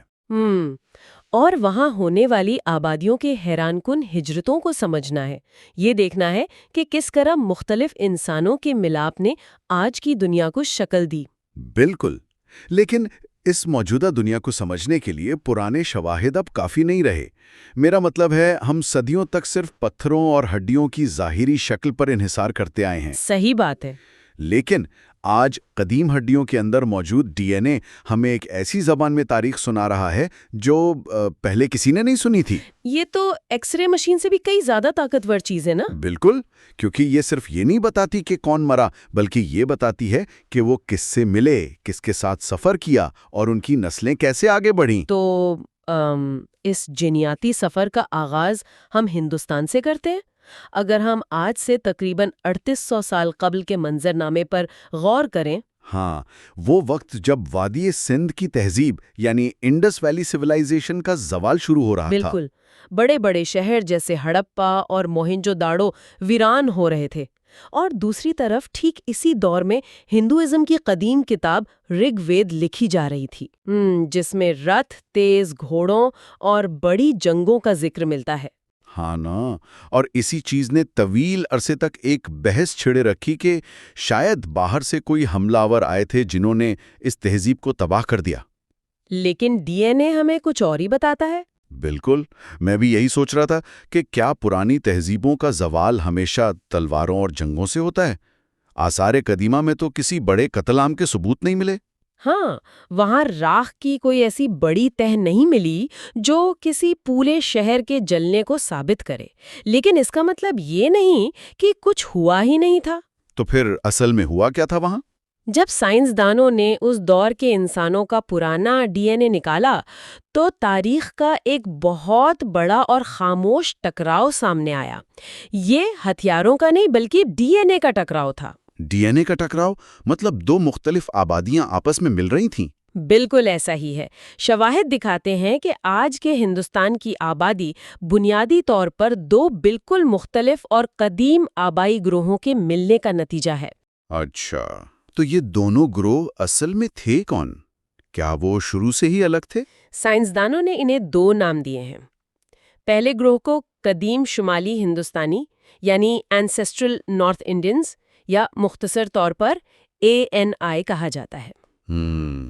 اور ان کا تعلق کہاں سے تھا؟ ان کا جینیاتی تعلق دراصل یورپ، وسطی ایشیا اور مشرق وسطیٰ کے لوگوں کے ساتھ نکلتا ہے۔ اچھا، اور دوسرا گروہ؟ دوسرا گروہ قدیم جنوبی ہندوستانی یا ASI کہلاتا ہے، اور یہ گروہ اپنے آپ میں ایک معمہ ہے۔ معمہ کس طرح؟ کیونکہ ان کا ڈی این اے اتنا منفرد ہے کہ آج دنیا میں ہندوستان سے باہر کسی بھی آبادی میں ان کا نشان نہیں ملتا۔ ارے واہ، تو کیا یہ دونوں گروہ ایک ہی وقت میں وہاں موجود تھے؟ ہاں، لیکن سب سے حیران کن بات یہ ہے کہ آج سے 4000 سال قبل تک یہ دونوں گروہ بالکل الگ تھلگ تھے۔ ان کے درمیان جینیاتی فاصلہ اتنا ہی زیادہ تھا جتنا آج ایک یورپی اور ایک چینی باشندے کے درمیان ہوتا ہے۔ یہ بات واقعی حیرت انگیز ہے۔ دو آبادیاں ہزاروں سال ایک ہی برصغیر کے آس پاس رہتی ہیں، مگر ان کا آپس میں کوئی ملاپ نہیں ہوتا۔ بالکل، لیکن آج صورتحال یکسر مختلف ہے۔ آج ہندوستان میں ہر شخص ان دونوں گروہوں کا ایک مکس ہے۔ تو وہ کون سا لمحہ تھا؟ میرا مطلب ہے وہ دور کون سا تھا جب ان کے درمیان کی یہ دیوار گری؟ یہ سمجھنے کے لیے سائنسدان ڈی این اے کے ٹکڑوں کی لمبائی ناپتے ہیں۔ جینیات کی زبان میں اس عمل کو ریکمبینیشن کہتے ہیں، جو ایک جینیاتی گھڑی کی طرح کام کرتا ہے۔ اچھا، تو اس گھڑی کے مطابق ملاپ شروع کب ہوا؟ اس کے مطابق ان دونوں آبادیوں کا وسیع پیمانے پر ملاپ آج سے 2000 سے 4000 سال قبل کے درمیانی عرصے میں ہوا۔ اس پورے عمل کو سمجھنے کے لیے میرے ذہن میں ایک تشبیہ آ رہی ہے۔ مطلب تصور کریں کہ دو رنگ ہیں، ایک نیلا اور ایک پیلا۔ صحیح۔ ہزاروں سال تک یہ رنگ اپنی باٹلیوں میں الگ رہے، پھر 4000 سال پہلے کسی نے انہیں ملانا شروع کر دیا اور سبز رنگ بننا شروع ہو گیا۔ بالکل، بہترین تشبیہ ہے۔ اور سبز رنگ کے بے شمار شیڈز بنتے گئے۔ ہاں، لیکن میں نے ریسرچ میں ایک عجیب بات نوٹ کی۔ تقریباً 2000 سال پہلے کے آس پاس اچانک یہ رنگ آپس میں ملنا بند ہو گئے۔ ایسا کیوں ہوا؟ اس سوال کا جواب ہمیں سائنس سے زیادہ تاریخ میں ملتا ہے۔ ہندوستان کا جو قدیم سماجی نظام ہے، یعنی ذات پات کا نظام یا جاتی سسٹم، وہ اس کی وجہ ہے۔ تو کیا سماجی قانونوں نے جینیاتی ملاپ کو روک دیا؟ بالکل۔ آج سے تقریباً 2000 سال قبل جب ذات پات کے سخت اصول لاگو ہوئے تو لوگوں نے اپنی ہی برادری کے اندر شادیاں کرنی شروع کر دیں۔ اسے اینڈوگیمی کہتے ہیں۔ ارے باپ رے! تو ڈی این اے کا ملنا وہیں فریز ہو گیا؟ ہاں، یہ اصول اتنی سختی سے اپنائے گئے کہ آج 2000 سال گزرنے کے بعد بھی ڈی این اے میں وہ دراڑیں بالکل اسی طرح محفوظ ہیں۔ یہ تو واقعی رونگٹے کھڑے کر دینے والی بات ہے کہ انسان کے بنائے قانونوں نے فطرت کو قابو کر لیا۔ لیکن ریسرچ میں ایک اور چیز کا ذکر ہے، جنس کی بنیاد پر فرق یا سیکس بائس۔ یہ کیا ہے؟ یہ ڈی این اے کا ایک تلخ سچ ہے۔ ہمارے خلیوں میں وائی کروموزوم باپ سے بیٹے میں جاتا ہے اور مائٹوکونڈریل ڈی این اے ماں سے بچوں میں۔ صحیح۔ تو جب اس کا جائزہ لیا گیا تو دیکھا گیا کہ اے این آئی کی جانب سے زیادہ تر ڈی این اے مردوں کے وائی کروموزوم کے ذریعے آیا، جبکہ اے ایس آئی یعنی مقامی گروہ کی طرف سے خواتین کا ڈی این اے شامل ہوا۔ اچھا، مطلب جو گروہ باہر سے آ رہا تھا یا جن کے پاس طاقت تھی، ان کے مرد مقامی خواتین کے ساتھ ملاپ کر رہے تھے؟ بالکل، اور یہ محض اتفاق نہیں ہے، یہ سماجی طاقت کے عدم توازن کو صاف ظاہر کرتا ہے۔ یعنی اختیار اور رتبے کی پوری کہانی ہمارے خلیوں میں لکھی ہوئی ہے۔ بالکل ایسا ہی ہے، اور دلچسپ بات یہ ہے کہ یہ سب صرف ہندوستان تک محدود نہیں تھا، ہو بہو یہی کچھ یورپ میں بھی دہرایا جا رہا تھا۔ ایک منٹ، واقعی؟ یورپ کی تاریخ کا ہندوستان سے کیا تعلق ہے نا؟ بالکل۔ یورپ کی طرح ہندوستان میں بھی پہلے شکاری تھے، پھر مشرق وسطی سے کسان آئے، اور پھر 5000 سال پہلے ایک بہت بڑا موڑ آیا۔ وہ موڑ کون سا تھا؟ بلیک سی کے شمال میں واقع اسٹیپ کے میدانوں سے کچھ خانہ بدوش قبائل، جنہیں یامنایا کہتے ہیں، انہوں نے ہجرت شروع کی۔ یہ وہی لوگ تھے نا جو اپنے ساتھ گھوڑے اور پہیے والی گاڑیاں لائے؟ ہاں بالکل، ان کا ایک بڑا گروہ مغرب میں یورپ گیا اور دوسرا گروہ مشرق میں ہندوستان تک پہنچا، اور یہی خانہ بدوش اپنے ساتھ ہند یورپی زبانیں بھی لائے۔ ارے واہ! یعنی ہندی، لاطینی اور سنسکرت کی جو مماثلت ہے وہ اسی ہجرت کا نتیجہ ہے۔ زبانیں اور جینز ایک ساتھ سفر کر رہے تھے۔ 100% ایسا ہی ہے۔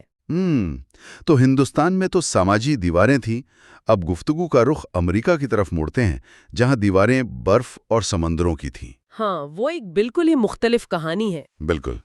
طویل عرصے تک آثار قدیمہ میں ایک نظریہ تھا کلووس فرسٹ، مطلب 13000 سال پہلے ایک ہی گروپ برفانی راستہ پار کر کے اس خالی براعظم میں داخل ہوا، اور سب مقامی امریکی انہی کی اولاد ہیں۔ کیا جینیات اس کو مانتی ہے؟ نہیں، پرانے ڈی این اے نے بڑی خاموشی سے اس نظریے کو غلط ثابت کر دیا ہے۔ مطلب وہ نظریہ غلط تھا؟ ہاں، فرسٹ امریکنز کا ایک بڑا گروہ ضرور تھا جس نے تیزی سے پھیل کر آبادیوں کو جنم دیا، لیکن کہانی اتنی سادہ نہیں ہے۔ ان میں بہت زیادہ تنوع موجود تھا۔ اچھا، تو اس تنوع کا سب سے بڑا ثبوت کیا ملا؟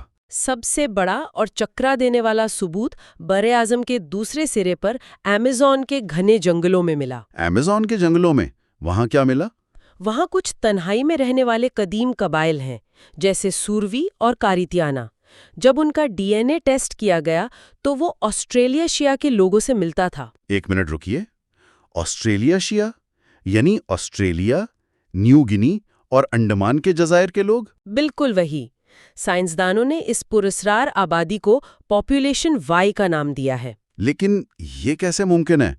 مطلب آسٹریلیا ایک طرف اور ایمیزون دوسری طرف، درمیان میں اتنا بڑا بحر الکاہل ہے، تب تو کشتیاں بھی نہیں ہوتی تھی۔ بالکل، اور انہوں نے سمندر پار بھی نہیں کیا تھا۔ سائنسدان اس نتیجے پر پہنچے کہ شمال میں جو برفانی راستہ تھا، جسے ہم بیرنجیا کہتے ہیں، وہ کوئی تنگ پل نہیں تھا۔ تو پھر وہ کیا تھا؟ وہ ایک بہت بڑا خشکی کا ٹکڑا تھا، ایک طرح کا ویٹنگ روم۔ وہاں لوگ آ کر رکے۔ پاپولیشن وائی کے اجداد دراصل انڈمان کے لوگوں کے رشتے دار تھے جو شمال کے راستے اس ویٹنگ روم تک پہنچے۔ ارے واہ! اور پھر برف پگھلی تو وہ اندر داخل ہو گئے؟ ہاں، اور وہ طویل سفر طے کر کے جنوب تک پہنچے۔ باقی علاقوں سے ان کا نشان مٹ گیا، لیکن ایمیزون کے جنگل نے ان کے ڈی این اے کو ایک خول میں بند کر کے محفوظ کر لیا۔ یعنی یہ ہجرت کی کوئی ایک لہر نہیں تھی، بلکہ لہر در لہر چلنے والا سلسلہ تھا۔ بالکل، اور اس کے بعد بھی لہریں آئیں، جیسے 5000 سال قبل پیلیو ایسکیمو نامی گروہ ایشیا سے آیا۔ وہ اپنے ساتھ تیر کمان لائے اور پرانے امریکن سے مل کر ایک نئی آبادی بنائی۔ لیکن ہم ہمیشہ ہجرت کو ایک طرفہ راستے کے طور پر دیکھتے ہیں نا۔ لوگ ایشیا سے امریکہ گئے، کیا کبھی کوئی واپس بھی لوٹا؟ یہ اس ریسرچ کا سب سے زبردست موڑ ہے۔ ڈی این اے نے ہمیں بتایا کہ یہ راستہ دو طرفہ تھا۔ اسے بیک مائگریشن کہتے ہیں۔ بیک مائگریشن مطلب لوگ امریکہ سے واپس ایشیا آئے؟ بالکل۔ سائبیریا کے چکچی لوگوں میں 40% ڈی این اے ان فرسٹ امریکنز کا ہے، جس کا مطلب ہے کہ مقامی امریکوں کے کچھ گروہ واپس برفانی راستہ پار کر کے ایشیا چلے گئے۔ ارے باپ رے، یہ تو کمال کی بات ہے۔ تو ان تمام پیچیدہ سائنسی شواہد سے ہم کیا نتیجہ نکال سکتے ہیں؟ گفتگو کو سمیٹتے ہوئے کیا ہم کہہ سکتے ہیں کہ خالص نسل کا کوئی تصور ہے ہی نہیں؟ 100%۔ ہم نے دیکھا کہ دنیا میں پیور آبادی کا کوئی تصور سرے سے موجود ہی نہیں ہے۔ انسانی تاریخ صرف ہجرت، ٹکرانے اور ایک دوسرے میں ضم ہو جانے کا نام ہے۔ بالکل، ہم چاہے جتنی سرحدیں بنا لیں، یہ معلومات بتاتی ہیں کہ ہم سب آپس میں کتنے گہرے جڑے ہوئے ہیں۔ کسی کی بھی تاریخ تنہائی کی تاریخ نہیں ہے۔ اور جاتے جاتے ایک حتمی اور گہری سوچ جو سب کو غور کرنی چاہیے۔ ہاں، بتائیے۔ ہم نے دیکھا کہ ہندوستان میں ذات پات کے نظام نے ہزاروں سال پرانے جینیٹک ملاپ کو جمع کر ایک ٹائم کیپسول بنا دیا، اور ایمیزون کے جنگلوں نے پاپولیشن وائی کا راز محفوظ رکھا۔ بالکل۔ تو آج کے دور میں جب ہم سب ہوائی جہازوں کے ذریعے تیزی سے پوری دنیا کا سفر کر رہے ہیں، بے شمار آبادیاں روزانہ کی بنیاد پر مل رہی ہیں، تو سوچنے کی بات یہ ہے کہ ہم مستقبل کے لیے کیسی جینیاتی تاریخ لکھ رہے ہیں۔ واقعی، کیا کوئی ثقافتی یا جغرافیائی دیواریں بچیں گی جو آج کے دور کے ڈی این اے کو محفوظ رکھ سکیں گی؟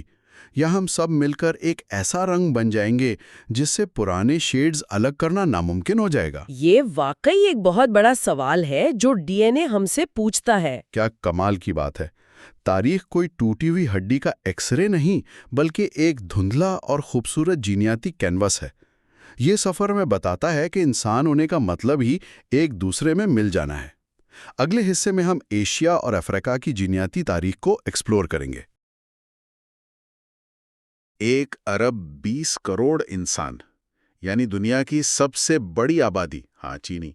ذرا سوچنے والی بات ہے کہ جنیاتی طور پر اتنی بڑی آبادی دراصل 2 ایسے پراسرار قدیم گروہوں کے ٹکرانے سے وجود میں آئی ہے جن کا آج کوئی وجود ہی نہیں۔ میرا مطلب ہے جنہیں سائنسدان بھوت آبادیاں کہتے ہیں۔ بائیو پلس کے اس نئے تفصیلی جائزے میں خوش آمدید۔ یہ حصہ 5 ہے، ایشیا اینڈ افریقہ۔ بالکل صحیح۔ اور آج کا ہمارا مقصد ڈیوڈ رائخ کی تحقیق کی روشنی میں افریقہ اور مشرقی ایشیا کے ان جینیاتی رازوں سے پردہ اٹھانا ہے جو نئی ڈی این اے ٹیکنالوجی سے ہمارے سامنے آئے ہیں۔ تو چلیں اس کا تفصیلی جائزہ لیتے ہیں، کیونکہ آج ہمارے پاس ڈی این اے کے جو نئے شواہد آ رہے ہیں نا، وہ واقعی ہماری پرانی سوچ اور کتابوں کو مکمل طور پر بدل رہے ہیں۔ یہاں ایک بہت اہم نقطہ یہ ہے کہ جینیات ہمیں صرف یہ نہیں بتاتی کہ کیا ہوا، بلکہ یہ بتاتی ہے کہ کیسے ہوا۔ اکثر ہم تاریخ کو ایک درخت کی طرح دیکھتے ہیں جس کے تنے سے شاخیں نکل کر الگ ہو جاتی ہیں اور پھر کبھی واپس نہیں ملتی۔ صحیح، لیکن اب تو ہم جانتے ہیں کہ یہ شاخیں آپس میں دوبارہ ملتی رہتی ہیں۔ ہاں، میرا مطلب ہے ڈی این اے ٹیکنالوجی نے ثابت کیا ہے کہ انسانی تاریخ کی لکیریں سیدھی نہیں ہیں، یہ ایک گھنے جال کی طرح ہیں۔ بچھڑنے والے گروہ بار بار ایک دوسرے سے ملتے رہے اور آج کی جدید آبادیاں انہی کے پیچیدہ ملاپ کا نتیجہ ہے۔ تو اس پیچیدہ جال کو سمجھنے کے لیے میرا خیال ہے ہمیں کہانی کے بالکل آغاز میں جانا ہوگا، یعنی افریقہ۔ لیکن مسئلہ یہ ہے کہ تاریخ کی کتابوں میں ایک عجیب سا تعصب ملتا ہے۔ ایسا لگتا ہے جیسے 50,000 سال پہلے جب انسانوں نے افریقہ سے باہر قدم رکھا تو بس وہاں وقت تھم گیا۔ یہ واقعی سائنس کی دنیا کی سب سے عام اور بڑی غلط فہمیوں میں سے ایک ہے۔ اصل میں افریقہ صرف جدید انسانوں کی جائے پیدائش ہی نہیں ہے، بلکہ انسانی تاریخ کا سب سے متحرک مرکز بھی رہا ہے۔ اچھا، وہ ڈھانچے جن کی بات رائخ نے بھی اپنی کتاب میں کی ہے، جبل ارہود والے؟ جی بالکل، جبل ارہود جو موروکو میں ہے، وہاں سے ملنے والے ڈھانچے تقریباً 3 لاکھ سال پرانے ہیں اور ان کے خد و خال آج کے انسانوں سے حیرت انگیز طور پر ملتے جلتے ہیں۔ اور ایک اور بہت دلچسپ بات بتاؤں، دنیا میں سب سے گہری جینیاتی تقسیم آج بھی صرف افریقہ میں ہی پائی جاتی ہے۔ یعنی ان کی آپس کی جینیاتی مخالفت باقی دنیا سے زیادہ ہے۔ صحیح سمجھے آپ۔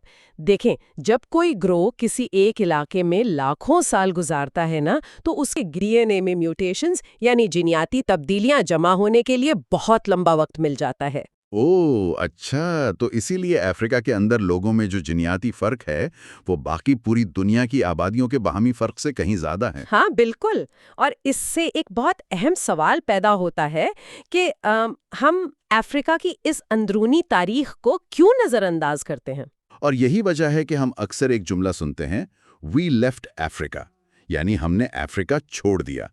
اس جملے سے ہی یہ تاثر ملتا ہے کہ جیسے کہانی پھر یوریشیا منتقل ہو گئی۔ صحیح کہا، اور یہ کتنی عجیب سوچ ہے۔ یہ تو بالکل ایسا ہے جیسے کسی شاہکار کتاب کا صرف پہلا باب پڑھ کر اسے بند کر دیا جائے اور فرض کر لیا جائے کہ بس کہانی ختم ہو گئی ہے۔ اگر افریقہ میں ارتقاء اور بقا کا یہ سفر رکا نہیں تھا تو پچھلے 50,000 سالوں میں وہاں کے شکاری اور خانہ بدوش انسانوں کے درمیان کیا چل رہا تھا؟ اس سوال کا جواب ہمیں ان گہرے جینیاتی ملاپ یا ڈیپ مکسچرز میں ملتا ہے جنہیں آج سائنسدان لیبارٹری میں ڈی کوڈ کر رہے ہیں، جیسے نک پیٹرسن کی میوٹیشن فریکوینسی پر جو تحقیق ہے۔ اچھا، میوٹیشن فریکوینسی، ذرا سننے والوں کے لیے اس کو آسان الفاظ میں سمجھائیں کہ یہ آخر ہوتی کیا ہے؟ ہاں ضرور۔ دراصل جب سائنسدان ڈی این اے میں موجود ان باریک جینیاتی تبدیلیوں یا میوٹیشنز کو گنتے ہیں جو نسل در نسل آگے جاتی ہیں، تو وہ یہ اندازہ لگاتے ہیں کہ کون سا گروہ دوسرے گروہ سے کتنا ملتا ہے۔ اچھا، تو یعنی یہ ایک طرح کا فٹ پرنٹ ہے جسے ٹریک کیا جا سکتا ہے؟ جی، اور جب پیٹرسن نے اس ٹیکنیک کو مغربی افریقہ کی آبادیوں پر استعمال کیا، خاص طور پر مشہور یوروبا آبادی پر، تو نتائج حیران کن تھے۔ انہیں پتہ چلا کہ یوروبا کسی ایک قدیم گروہ کی سیدھی نسل نہیں ہے۔ ویٹ، واقعی؟ تو پھر وہ کس کی نسل ہیں؟ وہ دراصل 2 انتہائی مختلف اور لاکھوں سال پرانی آبادیوں کے بالکل 50-50% ملاپ کا نتیجہ ہیں، یعنی آدھی جینیات ایک گروہ سے اور آدھی دوسرے سے۔ اوہ واو! یعنی اگر ہم ماضی میں پیچھے جائیں تو کوئی ایک سیدھی لکیر نہیں ملتی۔ یہاں آ کر بات واقعی بہت دلچسپ ہو جاتی ہے۔ یہ تو بالکل وہ پلیڈو والی بات ہو گئی نا؟ میرا مطلب ہے مختلف رنگوں کی مٹی۔ ہاں، پلیڈو کی مثال یہاں بالکل فٹ آتی ہے۔ کیسے بھلا؟ دیکھیں، اگر لال اور نیلی مٹی کو آپس میں اس قدر گھون دیا جائے کہ ایک بالکل نیا جامنی رنگ بن جائے تو ظاہری آنکھ سے دیکھ کر کوئی یہ نہیں بتا سکتا کہ اس میں پہلے کیا شامل تھا۔ مگر اب ڈی این اے کے ذریعے سائنسدان اس جامنی مٹی میں سے لال اور نیلے رنگ کے ذرات الگ کر کے دیکھ سکتے ہیں۔ جی، اور یہ تشبیہ اس عمل کو سمجھنے کے لیے بہترین ہے۔ لیبارٹری میں ڈی این اے کا تجزیہ بالکل ایسے ہی کام کرتا ہے۔ ہمارے شماریاتی ماڈلز اس گھلے ملے ڈی این اے کو واپس اس کے اصل اجزاء میں تقسیم کر دیتے ہیں۔ لیکن کیا یہ ڈیپ مکسچر صرف مغربی افریقہ تک محدود تھا یا باقی جگہوں پر بھی یہی ہو رہا تھا؟ نہیں، مشرقی افریقہ کی تاریخ بھی اتنی ہی پیچیدہ ہے۔ مثال کے طور پر ایتھیوپیا کی ایک غار سے ایک ڈھانچہ دریافت ہوا ہے۔ یہ کوئی 4500 سال پرانا ہے۔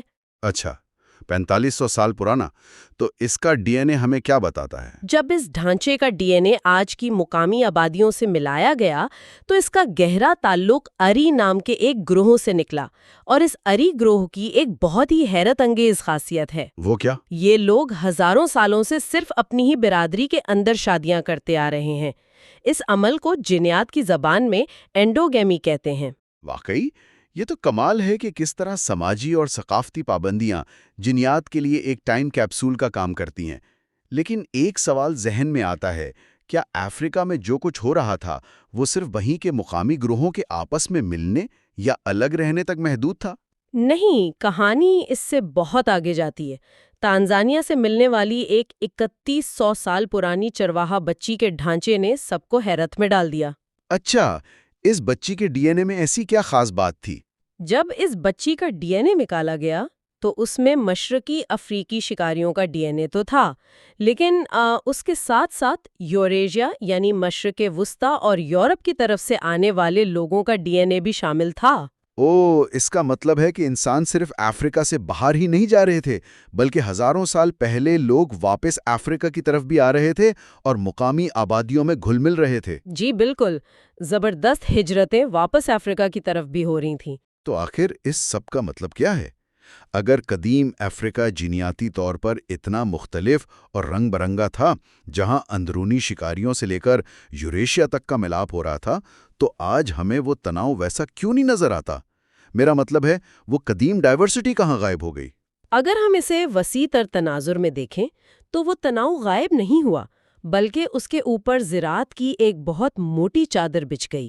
زراعت کی چادر؟ یعنی کھیتی باڑی نے ڈی این اے کا نقشہ ہی بدل دیا۔ بالکل۔ اس واقعے کو تاریخ میں بانٹو ایکسپینشن یا بانٹو پھیلاؤ کہتے ہیں۔ آج سے تقریباً 4000 سال پہلے کیمرون اور نائجیریا کی سرحد کے قریب رہنے والے لوگوں نے زراعت اور لوہے کے اوزار بنانے کے نئے طریقے دریافت کیے۔ اور زراعت کا مطلب تھا کہ خوراک زیادہ ہوگی، اور ظاہر ہے زیادہ خوراک ہوگی تو آبادی میں بھی بے تحاشا اضافہ ہوگا۔ صحیح کہا، یہ بانٹو زبان بولنے والے کسان تیزی سے وسطی، مشرقی اور پھر جنوبی افریقہ کی طرف پھیلنے لگے، اور وہ صرف اپنی زبان یا لوہے کے اوزار نہیں بلکہ اپنے جینز بھی پورے برے اعظم میں پھیلا رہے تھے۔ صرف کسان یا اور بھی کوئی لوگ تھے ان کے ساتھ؟ کچھ دوسرے چرواہے بھی تھے جو نیلو سہارن اور کھوکھوادی زبانیں بولتے تھے۔ وہ گائے بھینسیں چرانے میں ماہر تھے اور اپنے ساتھ مشرقی افریقہ کا ڈی این اے جنوبی افریقہ تک لے گئے۔ میرا ایک سوال ہے یہاں پر، ہم جانتے ہیں تاریخ کتنی خونی ہوتی ہے، تو کیا ان بانٹو کسانوں نے جن کے پاس لوہے کے ہتھیار تھے، انہوں نے قدیم شکاریوں کو مکمل طور پر ختم کر دیا تھا جنگوں میں؟ دیکھیں، معاملہ اتنا سادہ یا یک طرفہ نہیں تھا۔ یہ سچ ہے کہ کہیں کہیں تشدد ضرور ہوا ہوگا اور پرانی آبادیوں کو بے دخل بھی کیا گیا ہوگا، لیکن مجموعی طور پر یہ ایک آبادیاتی تبدیلی اور ثقافتی انجام یا انٹیگریشن تھا۔ اچھا، کوئی مثال ہے اس کی ہمارے پاس؟ کس طرح سے انٹیگریشن ہوا؟ ہاں، پگمیز کی مثال سب سے بہترین ہے۔ یہ وہ قدیم شکاری تھے جو بنٹو کسانوں کے راستے میں آئے، لیکن وہ ختم نہیں ہوئے۔ تو انہوں نے کیا کیا؟ انہوں نے کسانوں کے ساتھ معاشی تعلقات قائم کر لیے، یہاں تک کہ انہوں نے بنٹو زبانیں اپنا لیں، اور وقت کے ساتھ ساتھ ان کے درمیان جینیاتی ملاپ بھی ہوا۔ آج آپ کو ہر پگمی آبادی کے ڈی این اے میں بنٹو جینز کی آمیزش ضرور ملے گی۔ یعنی زراعت ایک ایسے بلڈوزر کی طرح ثابت ہوئی جس نے پرانے جینیاتی نقشے کو مٹا کر ایک نیا نقشہ ترتیب دیا، جس میں کسانوں کا ڈی این اے غالب آ گیا۔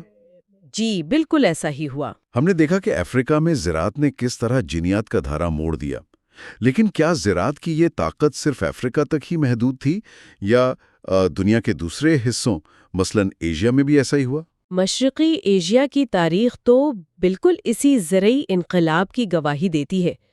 چین میں آج سے تقریباً 9000 سال پہلے زراعت شروع ہوئی، اور وہ بھی افریقہ کی طرح بالکل آزادانہ طور پر۔ یعنی انہوں نے کسی اور سے نہیں سیکھا، خود دریافت کیا۔ ہاں بالکل، اور یہاں ہمارے سامنے دو بہت بڑی اور اہم بھوت آبادیاں یا گوسٹ پاپولیشن سامنے آتی ہیں۔ وہی بھوت آبادیاں جن کا پورا ڈی این اے آج دنیا میں کسی کے پاس نہیں بچا۔ صحیح، ان میں سے ایک بھوت آبادی شمال میں دریائے زرد یعنی یلو ریور کے علاقے میں تھی۔ یہ وہ کسان تھے جنہوں نے باجرا اگانا شروع کیا تھا۔ اچھا، اور دوسری آبادی؟ دوسری بھوت آبادی جنوب میں دریائے یانگتسے کے علاقے میں تھی اور ان کسانوں نے چاول کی کاشت شروع کی تھی۔ اور یہاں آ کر دماغ واقعی چکرایا جاتا ہے، کیونکہ آج دنیا کی سب سے بڑی آبادی یعنی ہان چینی دراصل انہی دو بھوت آبادیوں کے ٹکرانے اور ملنے کا نتیجہ ہے۔ بالکل، 1 ارب 20 کروڑ سے زیادہ لوگ صرف ان دو قدیم کسان آبادیوں سے نکلے ہیں۔ یہ ایک ایسی جینیاتی حقیقت ہے جس نے مشرقی ایشیا کی بنیاد رکھی۔ لیکن کیا یہ پھیلاؤ صرف چین کی سرحدوں تک ہی محدود رہا؟ نہیں، اگر ہم جاپان کی تاریخ دیکھیں تو وہاں بھی یہی کہانی دہرائی گئی۔ آج سے تقریباً 1600 سال پہلے، جسے کوفن دور کہتے ہیں، مین لینڈ چین اور کوریا سے کسانوں نے جاپان کا رخ کیا۔ اچھا، تو وہاں پہلے سے کون لوگ آباد تھے؟ وہاں صدیوں سے شکاری آبادیاں موجود تھیں جو آج کے آئینو لوگوں سے جینیاتی مشابہت رکھتی تھیں۔ جب مین لینڈ کسان اور یہ شکاری آپس میں ملے تو آج کی جدید جاپانی آبادی وجود میں آئی۔ تو جاپانی لوگوں میں کتنا فیصد کسانوں کا ڈی این اے ہے اور کتنا ان مقامی شکاریوں کا؟ تقریباً 80% ڈی این اے ان کسانوں کا ہے جو مین لینڈ سے آئے تھے، اور صرف 20% ڈی این اے ان قدیم مقامی شکاریوں کا ہے۔ مشرقی ایشیا کی اس تاریخ میں ایک اور بڑی دلچسپ بحث سامنے آتی ہے۔ میں ہمیشہ یہ سوچتا تھا کہ جب جدید انسان افریقہ سے ایشیا کی طرف آئے تو ان کی کامیابی کا راز ان کے جدید ہتھیار تھے۔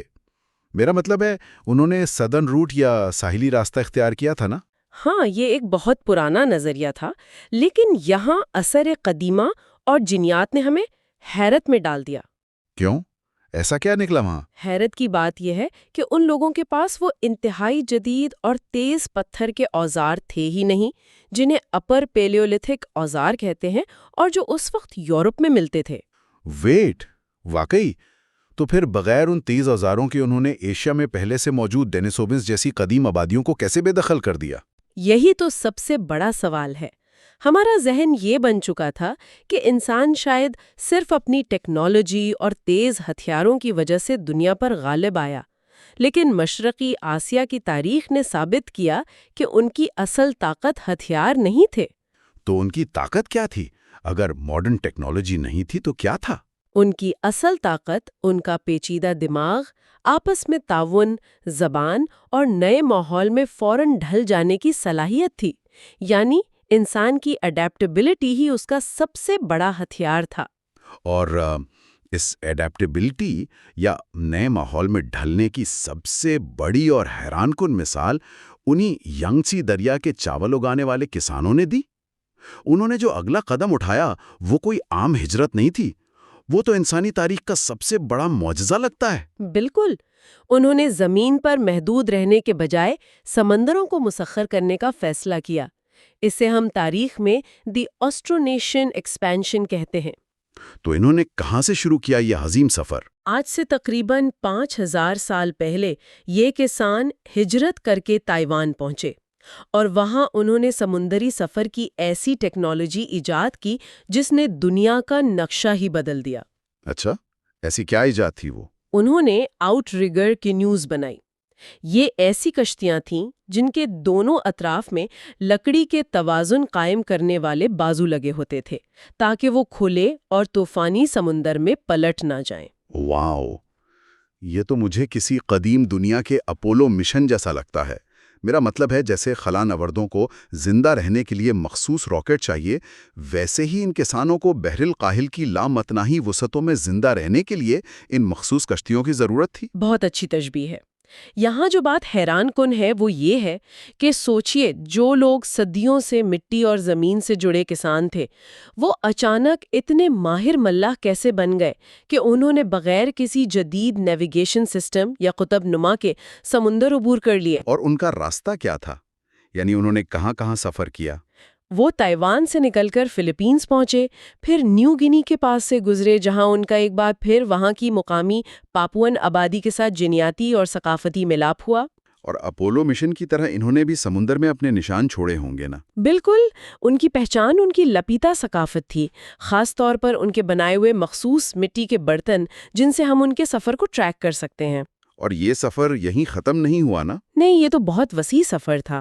مشرق کی طرف جاتے ہوئے وہ بحر الکاہل کے بالکل بیچ میں ہوائی اور ایسٹر آئیلینڈ تک جا پہنچے، جہاں دور دور تک کوئی خشکی نہیں تھی۔ کیا بات ہے!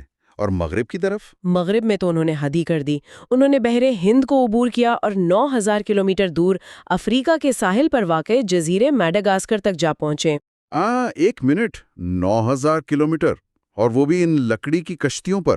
لیکن سائنسداں اتنے یقین سے کیسے کہہ سکتے ہیں کہ میڈاگاسکر میں وہی تائیوان کے کسان گئے تھے؟ اس کا ثبوت ہمیں ان کی زبان اور جینز دونوں سے ملتا ہے۔ جب ڈی این اے کا تجزیہ کیا گیا تو پتہ چلا کہ اس عظیم سمندری پھیلاؤ کے جینیاتی نشانات آج بھی ہر اس شخص کے ڈی این اے میں موجود ہیں جو آسٹرونیشین زبان بولتا ہے، چاہے وہ میڈاگاسکر کا ہو یا بحر الکاہل کے کسی جزیرے کا۔ واقعی یہ تو کسی ٹائم کیپسول کی طرح ہے جس نے سمندروں کے پار بھی انسانی جینز کی ڈور کو باندھے رکھا۔ تو اگر ہم اس سارے سفر کو دیکھیں، چاہے وہ افریقہ کے قدیم شکاری ہوں یا مشرقی ایشیا کے بہت آبادیوں سے بننے والے کسان، ہاں، جو بعد میں سمندر عبور کرنے نکل پڑے۔ بالکل، ڈی این اے ہمیں یہ واضح طور پر بتاتا ہے کہ انسانی تاریخ اصل میں ان ان گنت جینیاتی دھاگوں کا ایک الجھاوا لیکن خوبصورت جال ہے جو مسلسل ایک دوسرے میں ملتا رہا ہے۔ اور یہی اس جدید علم کا سب سے اہم سبق ہے۔ ان تمام شواہد اور بھوت آبادیوں کے تجزیے کے بعد ایک بات تو پتھر پر لکیر ہو جاتی ہے کہ اس دنیا میں پیور ریس یا خالص نسل کا کوئی تصور سرا سے موجود ہی نہیں۔ میرا خیال ہے یہ جاننا سننے والوں کے لیے بڑا اہم ہے کہ آج ہم چاہے کسی بھی براعظم کے ہوں، ہم سب ماضی کی انہی انجانی آبادیوں کا مجموعہ ہے۔ صحیح کہا، ہماری جینیات کبھی بھی تنہائی میں پروان نہیں چڑھیں، ہم سب تاریخ میں آپس میں ملنے والوں کی ہی اولاد ہیں۔ یہ بات سچ میں انسانیت کے آپس میں جڑے ہونے کا احساس دلاتی ہے۔ لیکن ایک آخری سوال، کیا انسان کا یہ جینیاتی اور ارتقائی سفر اب مکمل ہو چکا ہے؟ ہرگز نہیں۔ ڈیوڈ رائک کی کتاب کے 9ویں باب میں اس پر ایک بہت ہی پراسرار اور دلچسپ خیال پیش کیا گیا ہے جو دکھاتا ہے کہ ارتقاء آج بھی کیسا کھیل کھیل رہا ہے۔ اچھا، وہ کیا خیال ہے؟ اسے ہم نیچرل سلیکشن کا شطرنج کی بساط جیسا یعنی ٹیسیلیٹڈ طرز کہہ سکتے ہیں۔ ہوا کچھ یوں کہ افریقہ کے مختلف اور ایک دوسرے سے کٹی ہوئی بستیوں میں ارتقاء نے عجیب طریقے سے کام کیا۔ یعنی ہر علاقے میں الگ طرح سے؟ جی، مثال کے طور پر شطرنج کے ایک خانے میں لوگوں کے ڈی این اے میں ملیریا سے بچنے کے لیے سکل سیل یعنی مسی شکل کے خلیوں کی تبدیلی پیدا ہوئی۔ اور اس کے ساتھ والے خانے میں کیا ہوا؟ ساتھ والی الگ بستی میں لوگوں کے اندر دودھ ہضم کرنے کی صلاحیت آزادانہ طور پر ارتقا پا گئی، یعنی جب آبادیاں الگ ہوئیں تو ان سب نے بچنے کے لیے بالکل الگ الگ راستے چنے، جس نے افریقہ کے جینیاتی نقشے کو مزید رنگ برنگا کر دیا۔ یہ بات واقعی گہری سوچ میں ڈال دیتی ہے۔ اگر ماضی میں جینیاتی تبدیلیاں کم رابطے کی وجہ سے اتنی تیزی اور الگ انداز میں ہو سکتی ہیں، تو کیا انسانی بائیولوجی مستقبل میں بھی ایسے ہی حیرت انگیز اور الگ راستے اپنا سکتی ہے؟ میرا مطلب ہے، ہم آج بھی اس اندیکھے سفر کے درمیان کھڑے ہیں۔ بالکل، ہمارا ارتقاء رکا نہیں ہے۔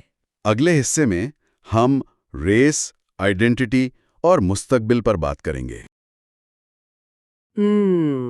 ذرا تصور کریں کہ ایک فاتح اور جنگجو اتنا طاقتور تھا کہ اس کی لڑی گئی جنگوں نے صرف زمینوں کے نقشے ہی نہیں بدلے، بلکہ اس نے براہ راست انسانی بائیولوجی کو ہی ہیک کر لیا۔ بالکل۔ یعنی کیا ہو اگر میں کہوں کہ آج دنیا میں چلتے پھرتے لاکھوں مردوں کے خلیوں میں 800 سال پرانے ایک ہی بے رحم حکمران کے ڈی این اے کے دستخط موجود ہے۔ ہاں، یہ واقعی حیران کن بات ہے۔ ہم عموماً سمجھتے ہیں کہ تاریخ وہ ہے جو بادشاہوں کے درباروں میں لکھی گئی ہے نا، لیکن سچ تو یہ ہے کہ ہماری تاریخ کی سب سے گہری بے لاگ اور سچی کتاب ہمارے اپنے خلیوں کے اندر لکھی جا رہی ہے۔ بالکل ایسا ہی ہے۔ یہ ایک ایسا نظریہ ہے جو ماضی کو دیکھنے کا ہمارا پورا زاویہ بدل دیتا ہے۔ ہم روایتی طور پر پڑھتے آئے ہیں کہ تاریخ فاتحین لکھتے ہیں، لیکن جب ہم حیاتیات اور جینیات کی خوردبین سے دیکھتے ہیں تو پتہ چلتا ہے کہ تاریخ کے اصل فاتح وہ تھے جنہوں نے اپنی سماجی اور معاشی اور عسکری طاقت کا بے دریغ استعمال کرتے ہوئے اپنی نسل کو آگے بڑھایا۔ صحیح۔ یہ وہ کہانی ہے جو لکھی ہوئی کتابوں کے صفحات سے غائب ہے، مگر ہمارے جینوم میں ہمیشہ کے لیے قید ہو چکی ہے۔ ہاں، اور آج ہم اسی چھپی ہوئی کہانی کو سامنے لانے والے ہیں۔ بائیو پلس کے اس نئے تجزیے میں خوش آمدید۔ پورے جوش کے ساتھ اعلان کرتی ہوں، یہ حصہ 6 ہے، دی ڈسرپٹیو جینوم، فائنل پارٹ۔ زبردست۔ آج کے اس گہرے تجزیے میں ہمارا جو مشن ہے وہ ڈیوڈ ریخ کی تہلکہ خیز کتاب who we are and how we got here کے آخری حصے کو بنیاد بنانا ہے، جو کہ سب سے دلچسپ حصہ ہے۔ بالکل۔ مقصد یہ ہے کہ ہم یہ جانیں کہ ہمارے ڈی این اے میں موجود معلومات کس طرح انسانی معاشرے کی عدم مساوات، نسل یا ریس کے تصورات اور قدیم تاریخ کے مستقبل کو مکمل طور پر بدل رہی ہیں۔ صحیح بات ہے۔ تو آئیے اس بات کو کھولتے ہیں اور سیدھا اس سوال پر چلتے ہیں کہ جینیات ہمیں سماجی ناانصافی کے بارے میں ایسا کیا بتاتی ہے جو کوئی بھی مورخ آج تک نہیں بتا سکا۔ دیکھیں، یہاں جو بات سب سے زیادہ دلفریب ہے وہ یہ ہے کہ جینیات ہمیں سیدھا ان میکنزمز یا طریقوں تک لے جاتی ہے جن کے ذریعے ماضی میں طاقت کا استعمال کیا گیا۔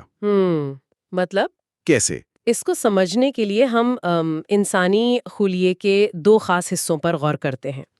ایک ہے وائی کروموسوم، اچھا، جو صرف باپ سے بیٹے میں منتقل ہوتا ہے۔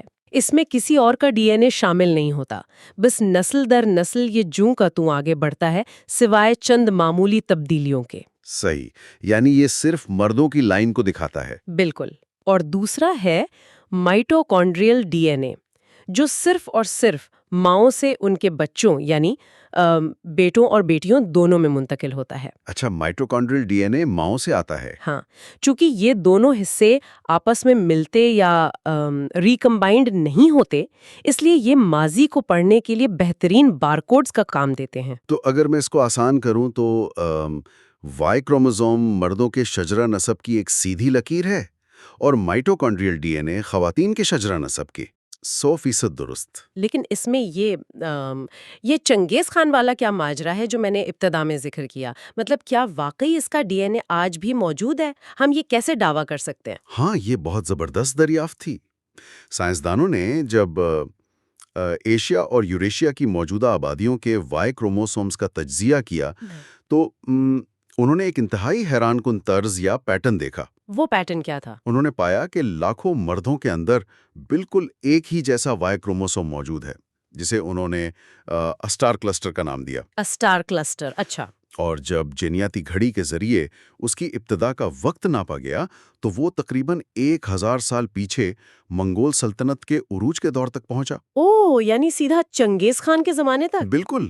اس کا سیدھا سا مطلب یہ ہے کہ ایک طاقتور مرد اور اس کے خاندان نے اپنی بے پناہ عسکری اور سماجی طاقت کا استعمال کرتے ہوئے اتنی بڑی تعداد میں خواتین تک رسائی حاصل کی کہ آج تک ان کی جینیاتی چھاپ لاکھوں افراد میں نظر آتی ہے۔ یہ تو بہت خوفناک ہے نا؟ یہ کوئی قدرتی ارتقا نہیں تھا، یہ خالص طاقت اور سماجی غلبے کا نتیجہ تھا۔ لیکن ایک منٹ، چنگیز خان تو ایک بہت ہی غیر معمولی اور منفرد تاریخی کردار تھا۔ کیا یہ صرف ایک استثناء ہے یا مطلب تاریخ میں اور بھی مقامات پر طاقتور مردوں نے اس طرح حیاتیات پر قبضہ کیا ہے؟ ہاں، یہ صرف منگولوں تک محدود نہیں ہے۔ اگر ہم تاریخ میں مزید ہزاروں سال پیچھے جائیں تو کتاب ہمیں کونسی کے دور یعنی برونز ایج میں لے جاتی ہے، جو کہ تقریباً 5000 سال پہلے کی بات ہے۔ بالکل، تقریباً 5000 سال قبل یوریشیا کے گھاس کے میدانوں میں یامنایا نامی چرواہوں کا ایک گروہ ابھرا۔ یامنایا؟ ہاں، یہ وہ وقت تھا جب انسان نے گھوڑے کو سدھانا سیکھ لیا تھا اور پہیے والی گاڑیاں ایجاد ہو چکی تھیں۔ اس کا نتیجہ کیا نکلا؟ نقل و حرکت آسان ہو گئی ہوگی۔ ہاں، اور اس کے ساتھ دولت اور طاقت چند ہاتھوں میں سمٹنا شروع ہو گئی۔ یعنی وہ پرانا شکاری دور ختم ہو گیا جہاں سب کے پاس برابر وسائل ہوتے تھے، اور اب جس کے پاس زیادہ گھوڑے اور گاڑیاں تھیں وہی سب سے طاقتور تھا۔ بالکل، اور اس سماجی تبدیلی کا ثبوت ہمیں سیدھا ان کے ڈی این اے میں ملتا ہے۔ اچھا، وہ کیسے؟ جب ہم ان 5000 سال پرانے یامنایا افراد کی جینز کا موازنہ کرتے ہیں تو ہمیں وائی کروموزوم میں تنوع یعنی ڈائیورسٹی ڈراماٹکلی گرتی ہوئی نظر آتی ہے۔ مطلب تنوع کم ہو گیا؟ ہاں، اس کا حیاتیاتی مطلب یہ ہے کہ بہت ہی کم مردوں کا ایک چھوٹا سا اشرافیہ کا گروہ بہت زیادہ تعداد میں بچے پیدا کر رہا تھا، جبکہ معاشرے کے باقی غریب یا کمزور مردوں کو اپنی نسل آگے بڑھانے کا موقع ہی نہیں مل رہا تھا۔ اوہ، یہ تو مکمل اجارہ داری تھی۔ بالکل، لیکن اسی دوران جب ہم ان کا مائٹوکونڈریل ڈی این اے دیکھتے ہیں، یعنی ماؤں کی طرف کا ڈی این اے، تو وہاں خواتین کا تنوع پوری طرح برقرار نظر آتا ہے۔ اگر میں اس سے ایک تشبیہ دوں تو وائی کروموزوم ایک ایسی متصب تاریخ کی کتاب کی طرح ہے جس میں صرف بادشاہوں اور طاقتور اشرافیہ کے کارنامے درج ہیں۔ بہت اچھی تشبیہ ہے۔ ہاں، جبکہ ماؤں کا ڈی این اے کہیں زیادہ جامع اور برابری پر مبنی تاریخ پیش کر رہا ہے۔ لیکن یہ تو ہزاروں سال پرانی باتیں ہیں۔ صحیح۔ کیا اس طرح کی حیاتیاتی ناانصافی ہمیں جدید دور کی ہجرتوں میں بھی نظر آتی ہے؟ یہ تاریخ کا ایک تاریخ باب ہے، لیکن ہمیں اسے سمجھنا ہوگا۔ جب ہم موجودہ دور کی آبادیوں کا مطالعہ کرتے ہیں تو نو آبادیاتی دور کی ہولناکیاں ڈی این اے میں صاف نظر آتی ہیں۔ اچھا۔ کتاب میں افریقی امریکیوں کی جینیات کا بہت تفصیل سے ذکر ہے۔ ہاں، وہ ڈیٹا بہت چونکا دینے والا تھا۔ بالکل، جب سائنسدان ان کے ڈی این اے کا تفصیلی جائزہ لیتے ہیں تو معلوم ہوتا ہے کہ ان کی جینیات میں تقریباً 38% حصہ یورپی مردوں کا ہے، جبکہ یورپی خواتین کا حصہ صرف 10% ہے۔ یہ اعداد و شمار کیا بتا رہے ہیں؟ یہ کیسے ممکن ہے کہ مردوں اور خواتین کا تناسب اتنا مختلف ہو؟ دیکھیں، اس کا میکانزم براہ راست غلامی کے دور کے طاقت کے ڈھانچے سے جڑا ہے۔ یورپی مردوں کے پاس غلاموں کے مالکان کے طور پر بے پناہ طاقت تھی، اور انہوں نے افریقی نسل کی خواتین کا استحصال کیا۔ بالکل۔ چونکہ افریقی مردوں کے پاس کوئی سماجی یا قانونی طاقت نہیں تھی، اس لیے ان کی نسل آگے بڑھنے کے امکانات محدود کر دیے گئے۔ یہ تو ایک المیہ ہے جو ان کے خلیوں میں درج ہو گیا ہے۔ اور اسی طرح کی ایک اور واضح مثال کولمبیا کی ہے۔ آج کولمبیا میں اگر آپ وائی کروموزوم دیکھیں تو وہ 94% یورپی ہے۔ 94%؟ ہاں، لیکن اگر آپ مائٹوکونڈریل ڈی این اے دیکھیں تو وہ 90% مقامی امریکی خواتین کا ہے۔ یہ تو رونگٹے کھڑے کر دینے والی بات ہے۔ یعنی جب ہسپانی حملہ آور وہاں آئے تو انہوں نے مقامی مردوں کو مکمل طور پر منظرنامے سے ہٹا دیا۔ بالکل، اور صرف مقامی خواتین کے ساتھ اپنی نسل آگے بڑھائی۔ طاقت کا یہ خوفناک عدم توازن اب انسانوں کی بائیولوجی کا مستقل حصہ بن چکا ہے۔ یہ تو سوچ کر بھی عجیب لگتا ہے۔ ہاں، ایسا ہی ہے۔ تو اگر انسانی آبادیاں اس قدر پیچیدہ اور اکثر پرتشدد طریقوں سے آپس میں ملتی رہی ہیں تو پھر ہم کس بنیاد پر آج کی دنیا میں خالص نسل یا پیور ریس کی بات کرتے ہیں؟ یہ ایک بہت اہم سوال ہے۔ کیا حیاتیاتی طور پر کسی خالص نسل کا کوئی وجود ہے بھی؟ حیاتیاتی اور جینیاتی سطح پر خالص نسل کا تصور محض ایک وہم ہے۔ جدید جینیات نے اسے مکمل طور پر بے بنیاد ثابت کر دیا ہے۔ لیکن دلچسپ بات یہ ہے کہ اس بحث نے سائنس کی دنیا میں بہت سے اتار چڑھاؤ دیکھے ہیں۔ ذرا اس کی وضاحت کریں۔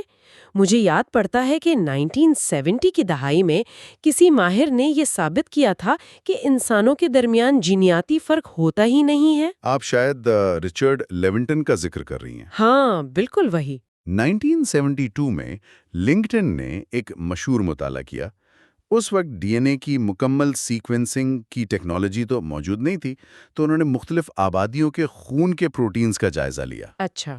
انہوں نے ایک ریاضیاتی تجزیہ کیا اور ثابت کیا کہ انسانوں کے اندر کل جینیاتی فرق کا 85% حصہ ایک ہی آبادی کے افراد کے درمیان پایا جاتا ہے۔ یعنی ایک ہی ملک یا علاقے کے لوگوں کے درمیان؟ ہاں، یعنی دو افریقی افراد کے درمیان جینیاتی فرق ایک افریقی اور ایک یورپی کے درمیان ہونے والے فرق سے کہیں زیادہ ہو سکتا ہے۔ یہ تو بہت منطقی لگتا ہے۔ تو پھر اس بنیاد پر تو مان لینا چاہیے کہ نسل کا حیاتیاتی طور پر کوئی وجود نہیں اور سب برابر ہے۔ اس میں مسئلہ کیا تھا؟ مسئلہ یہ نہیں تھا کہ ان کا ڈیٹا غلط تھا. ان کا یہ کہنا بالکل درست تھا کہ 85% فرق آبادی کے اندر ہوتا ہے. تو پھر گڑبڑ کہاں ہوئی؟ گڑبڑ یہاں ہوئی کہ اس وقت کے بشریات کے ماہرین یعنی اینتھروپولوجسٹ نے اس بات کو پکڑ لیا اور یہ نظریہ بنا لیا کہ چونکہ زیادہ تر فرق اندرونی ہے، اس لیے دو مختلف انسانی آبادیوں کے درمیان اوسطاً کوئی بھی حیاتیاتی فرق نہیں ہوتا. انہوں نے سرے سے انکار کر دیا؟ جی، انہوں نے ہر قسم کے فرق سے انکار کر دیا. لیکن پھر 21ویں صدی کا جینوم انقلاب آیا اور ہم نے انسانوں کا پورا ڈی این اے پڑھنا شروع کر دیا. اور وہاں جا کر یہ نظریہ ٹوٹنا شروع ہوا؟ بالکل. ڈی این اے کے وسیع مطالعے نے یہ ثابت کیا کہ لیونٹن کا یہ مان لینا کہ آبادیوں کے درمیان اوسط حیاتیاتی فرق 0 ہے، سائنسی طور پر غلط تھا. جب ہزاروں سال تک مختلف انسان مختلف جغرافیائی حالات، مختلف خوراک اور مختلف بیماریوں کا سامنا کرتے ہیں تو قدرتی انتخاب یا نیچرل سلیکشن ان کے جینز پر اثر انداز ہوتا ہے. ظاہر ہے ماحول کا تو اثر ہوتا ہے. آج ہمارے پاس ٹھوس شواہد موجود ہیں کہ مختلف آبادیوں میں اوسط قد، مخصوص بیماریوں کے خلاف مدافعت اور یہاں تک کہ ان جینز میں جو تعلیمی قابلیت پر اثر انداز ہو سکتے ہیں، اوسط فرق پایا جاتا ہے. صحیح. مثلاً شمالی یورپ اور جنوبی یورپ کے لوگوں کے اوسط قد میں فرق اس کی ایک واضح مثال ہے. یہاں بات واقعی بہت دلچسپ ہو جاتی ہے اور تھوڑی خطرناک بھی ہے. ہاں، وہ کیسے؟ اگر سائنس یہ ثابت کر رہی ہے کہ مختلف آبادیوں میں واقعی کچھ حیاتیاتی اور جینیاتی فرق موجود ہے، جو کیا اس سے ان لوگوں کو شے نہیں ملے گی جو پرانے نسلی تعصبات کو مانتے ہیں؟ مطلب کیا اس سے نسل پرستی کو فروغ نہیں ملے گا؟ دیکھیں، اگر ہم اسے وسیع تر منظرنامے سے جوڑیں تو یہی وہ مقام ہے جہاں کتاب کے مصنف ڈیوڈ رائخ ایک انتہائی غیر جانبدارانہ اور کڑا سائنسی موقف اختیار کرتے ہیں. اچھا، وہ کیا کہتے ہیں؟ وہ بتاتے ہیں کہ اس وقت سائنسی اور سماجی حلقوں میں 2 انتہائی رویے پائے جاتے ہیں اور دونوں ہی غلط ہیں. دونوں غلط ہیں؟ جی. ایک طرف بائیں بازو سے تعلق رکھنے والے کچھ ماہر بشریات ہیں جو محض اس خوف سے کسی بھی جینیاتی فرق کو ماننے سے انکاری ہیں کہ اس سے نسل پرستی پھیلے گی. وہ آنکھیں بند کر لیتے ہیں. بالکل، وہ آنکھیں بند کر کے لیوانٹن کے پرانے نظریے پر قائم ہیں. اور دوسری طرف جیمز واٹسن اور نکولس ویٹ جیسے لوگ ہیں جو ان تھوڑے بہت جینیاتی فرق کو پکڑ کر یہ ثابت کرنے کی کوشش کرتے ہیں کہ معاشرے کے روایتی دقیانوس و تصورات سچ ہیں. یعنی وہ ان فرق کو بنیاد بنا کر کہتے ہیں کہ فلاں نسل قدرتی طور پر بالا ہے اور فلاں کمتر؟ بالکل ایسا ہی ہے. اور مصنف واضح کرتے ہیں کہ یہ دونوں رویے سائنسی دیانتداری کے خلاف ہیں. آپ کسی خوف کی وجہ سے سائنسی حقائق کو چھپا نہیں سکتے اور نہ ہی آپ ان حقائق کو توڑ مروڑ کر اپنے پرانے تعصبات کو درست ثابت کر سکتے ہیں. اگر میں اسے سمجھانے کے لیے ایک ٹریک اینڈ فیلڈ کوچ کی تشبیہ استعمال کروں، فرض کریں ایک کوچ ہے جو دوڑنے والے کھلاڑیوں کا انتخاب کر رہا ہے. ٹھیک ہے. ایک اچھا کوچ کھلاڑی کا ملک، اس کا پس منظر یا اس کا قبیلہ نہیں دیکھتا. وہ سیدھا اپنی سٹاپ واچ نکالتا ہے اور ماپتا ہے کہ کون کتنی تیز دوڑتا ہے. بالکل یہی میرٹ ہے. اگر وہ اوسط کی بنیاد پر یہ سوچ کر بیٹھ جائے کہ فلاں ملک کے لوگ اوسطاً تیز دوڑتے ہیں، تو وہ شاید کسی دوسرے ملک کے بہترین کھلاڑی کو محض تعصب کی بنیاد پر مسترد کر دے گا. یہ ایک زبردست مثال ہے اور یہی بات جینیات پر لاگو ہوتی ہے. سائنسی فرق کو تسلیم کرنے کا مطلب یہ نہیں ہے کہ انسانی حقوق مساوی نہیں رہے. اصل نسل پرستی یہ نہیں ہے کہ ہم مانیں کہ مختلف گروہوں میں اوسط فرق ہے. اصل اور خطرناک نسل پرستی یہ ہے کہ ہم کسی ایک فرد کو اس کے گروہ کی اوسط کی بنیاد پر جانچنا شروع کر دیں. صحیح. فرد کو فرد کے طور پر دیکھنا چاہیے. بالکل. ایک گروہ کا اوسط قد کم ہو سکتا ہے لیکن اس میں بہت لمبے افراد بھی تو ہو سکتے ہیں نا. فرد کی اہمیت سب سے زیادہ ہے. مزید یہ کہ جن آبادیوں کو ہم آج خالص سمجھتے ہیں وہ خود قدیم آبادیوں کا ملغوبہ ہیں. یہ وہی تصور ہے جسے کتاب میں گھوسٹ آبادیاں یا گھوسٹ پاپولیشنز کہا گیا ہے. یہ آخر کیا بلا ہے؟ گھوسٹ آبادیاں وہ قدیم انسانی گروہ ہیں جو آج کی دنیا میں اپنے خالص روپ میں کہیں موجود نہیں ہے. وہ مکمل طور پر معدوم ہو چکے ہیں. اچھا، تو پھر ہمیں ان کا پتہ کیسے چلا؟ ان کا ڈی این اے آج کے انسانوں کے اندر گھل مل کر زندہ ہے. اس کی سب سے بڑی مثال قدیم شمالی یوریشیائی لوگ ہیں. یہ وہ لوگ تھے جو ہزاروں سال پہلے سائبیریا کے برفانی علاقوں میں رہتے تھے. آج زمین پر کوئی ایسا شخص نہیں جو 100% ان کی نسل سے ہو. صحیح. لیکن ان کا ڈی این اے ایک طرف یورپ کے لوگوں میں پایا جاتا ہے اور دوسری طرف سمندر پار کر کے امریکہ کے مقامی باشندوں یعنی نیٹو امریکنز میں بھی پایا جاتا ہے۔ واو! یعنی ہم سب کی رگوں میں ان قدیم بھوتوں کا خون دوڑ رہا ہے۔ بالکل۔ یہ بات مجھے ان ڈی این اے ٹیسٹنگ کمپنیوں کی طرف لے جاتی ہے، جیسے 23andMe یا افریکن اینسیسٹری وغیرہ۔ ہاں، وہ بہت مقبول ہو رہی ہیں۔ خوبصورت سا چارٹ ملتا ہے جو دعویٰ کرتا ہے کہ آپ 15% فلاں ہیں اور 85% فلاں۔ کیا وہ لوگ ہم سے جھوٹ بول رہے ہیں؟ دیکھیں، وہ سراسر جھوٹ تو نہیں بول رہے، لیکن وہ ایک سراب ضرور بیچ رہے ہیں۔ سراب؟ وہ کیسے؟ مسئلہ یہ ہے کہ وہ کمپنیاں نتائج کو گمراہ کن حد تک حتمی بنا کر پیش کرتی ہیں۔ وہ ایسی جغرافیائی لکیریں کھینچنے کی کوشش کرتی ہیں جو ہزاروں سال کی تاریخ میں کبھی وجود ہی نہیں رکھتی تھیں۔ بالکل۔ جب ہم جانتے ہیں کہ ہر انسانی آبادی بے شمار قدیم آبادیوں کے ملاپ سے بنی ہے، تو آپ کیسے دعویٰ کر سکتے ہیں کہ کوئی شخص 100% کسی مخصوص قبیلے یا ملک سے تعلق رکھتا ہے؟ یہ تو ناممکن ہے۔ جی، یہ ٹیسٹ پیچیدہ جینیٹک تاریخ کو اتنا سادہ کر دیتے ہیں کہ وہ حقیقت کے بجائے ایک مارکیٹنگ کا ہتھ کنڈا بن جاتا ہے۔ اب جب کہ جنیات نے خالص نسلوں کے ان تمام افسانوں کو توڑ دیا ہے اور ہمیں بتا دیا ہے کہ ہم کتنے پیچیدہ ہیں، تو سوال یہ پیدا ہوتا ہے کہ یہ ٹیکنالوجی ہمیں مستقبل میں کہاں لے جا رہی ہے؟ بہت آگے لے جا رہی ہے۔ کیا ہم انسانی تاریخ کی آخری گتھیاں سلجھانے والے ہیں؟ ہم ایک سائنسی انقلاب کے بالکل بیچ میں کھڑے ہیں۔ کتاب میں اس قدیم ڈی این اے کی ٹیکنالوجی کے عروج کو 1949 کی ریڈیو کاربن ڈیٹنگ یا مائکروسکوپ کی ایجاد سے تشبیہ دی گئی ہے۔ یہ تو بہت بڑا دعویٰ ہے۔ ہے نا؟ ذرا سوچیں کہ مائکروسکوپ نے کیا کیا تھا۔ اس نے ہمیں جرثوموں اور خلیوں کی ایک ایسی دنیا دکھائی جس کا انسان نے کبھی تصور بھی نہیں کیا تھا۔ بالکل، طب کی دنیا ہی بدل گئی۔ اسی طرح ریڈیو کاربن ڈیٹنگ نے سائنسدانوں کو پرانی چیزوں کی درست عمر بتانے کے قابل بنایا۔ آج قدیم ڈی این اے کی ٹیکنالوجی تاریخ کے بالکل نئے دروازے کھول رہی ہے۔ تو اس ٹیکنالوجی کا اگلا قدم کیا ہوگا؟ مطلب مستقبل کا خاکہ کیسا نظر آ رہا ہے؟ مستقبل میں ہم انسانیت کا ایک مکمل قدیم ڈی این اے ایٹلس بنتے ہوئے دیکھیں گے۔ ڈی این اے ایٹلس؟ ہاں، سائنسدانوں کو اب صرف چند ہڈیوں یا ڈھانچوں کا انتظار نہیں کرنا پڑے گا۔ بڑی بڑی لیبارٹریز اور فیکٹریوں کی سطح پر لاکھوں قدیم نمونوں کا تجزیہ ہوگا۔ واہ! جس کا مطلب یہ ہے کہ دنیا کے ہر خطے کی تاریخ ہمارے سامنے کھلی کتاب کی طرح ہوگی۔ اور میں تو کہوں گی کہ یہ ایٹلس صرف ہزاروں سال پرانی باتوں تک محدود نہیں ہے، بلکہ یہ ماضی کو آج کے حالات سے بھی جوڑتا ہے۔ مجھے کتاب میں برطانیہ کی جو مثال دی گئی ہے، اس نے بہت حیران کیا۔ ہاں، وہ برطانیہ والا مطالعہ اس بات کی بہترین مثال ہے کہ ڈی این اے کتنی باریک بینی سے کام کرتا ہے۔ ذرا وہ بتائیں۔ واقعی سائنسدانوں نے ہزاروں لوگوں کا ڈی این اے لیا اور جب اسے نقشے پر ترتیب دیا تو انہیں ایک ہی ملک کے اندر 17 مختلف جینیٹک کلسٹرز ملے۔ ایک ہی ملک میں 17؟ اور ندیوں کی نشاندہی کر رہے تھے۔ اس کا مطلب ہے کہ لوگ صدیوں تک اپنے ہی علاقوں میں رہے اور وہیں آبادیاں بڑھائیں۔ لیکن سب سے حیران کن دریافت شمالی آئرلینڈ کی تھی، جہاں کیتھولک اور پروٹیسٹنٹ آبادیوں کے درمیان پرانی کشمکش چل رہی تھی۔ بالکل وہی۔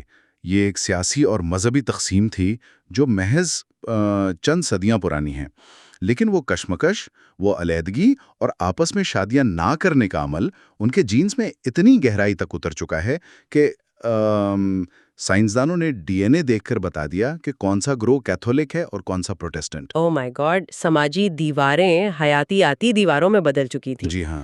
یہ ثبوت ہے کہ معاشرہ کیسے براہ راست بائیولوجی پر اثر ڈالتا ہے، اور اس ٹیکنالوجی کے ذریعے ہم انسانی ارتقاء کا براہ راست مشاہدہ بھی کر سکتے ہیں۔ ٹھیک ہے؟ جی، ہم دیکھ سکتے ہیں کہ ہزاروں سالوں میں بیماریاں کیسے تبدیل ہوئیں۔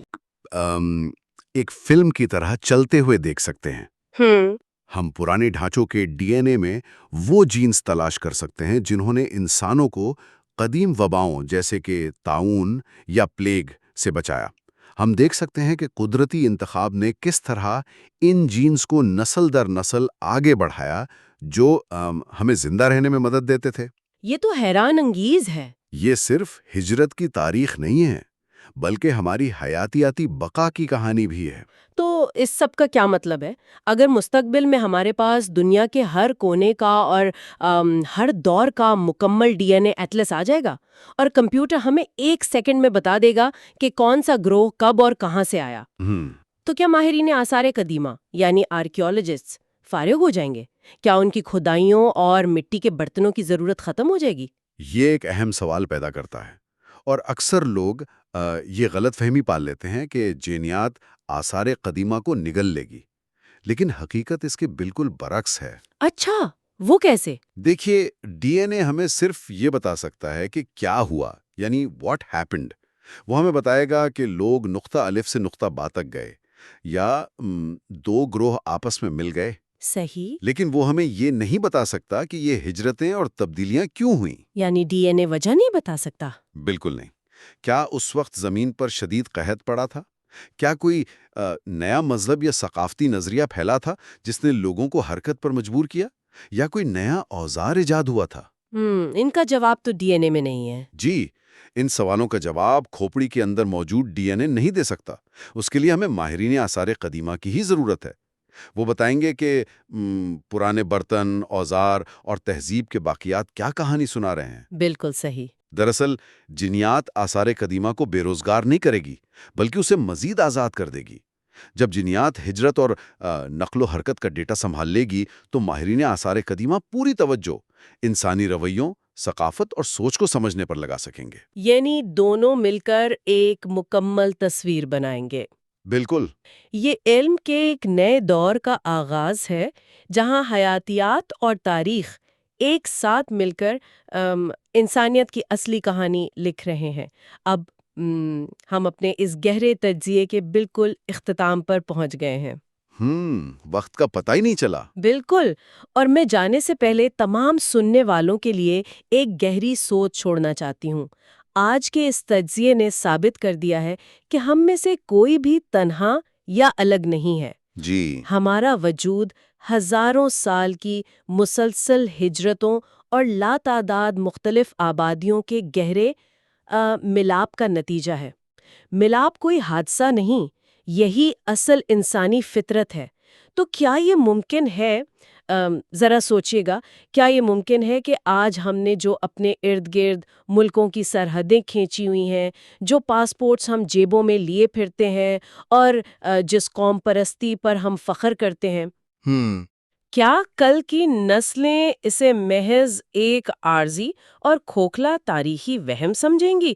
جب سائنس یہ ثابت کر چکی ہے کہ سب کے ڈی این اے میں پوری دنیا کی تاریخ بکھری پڑی ہے، تو کیا مستقبل میں ہماری شناخت کی بنیاد ہمارا تقسیم شدہ ماضی نہیں بلکہ ہمارا مشترکہ جڑا ہوا انسانی مستقبل ہوگا؟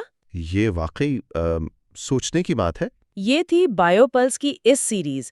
اگر آپ کو یہ معلوماتی سفر پسند آیا تو چینل کو سبسکرائب کریں اور علم کی اس دنیا کا حصہ بنیں۔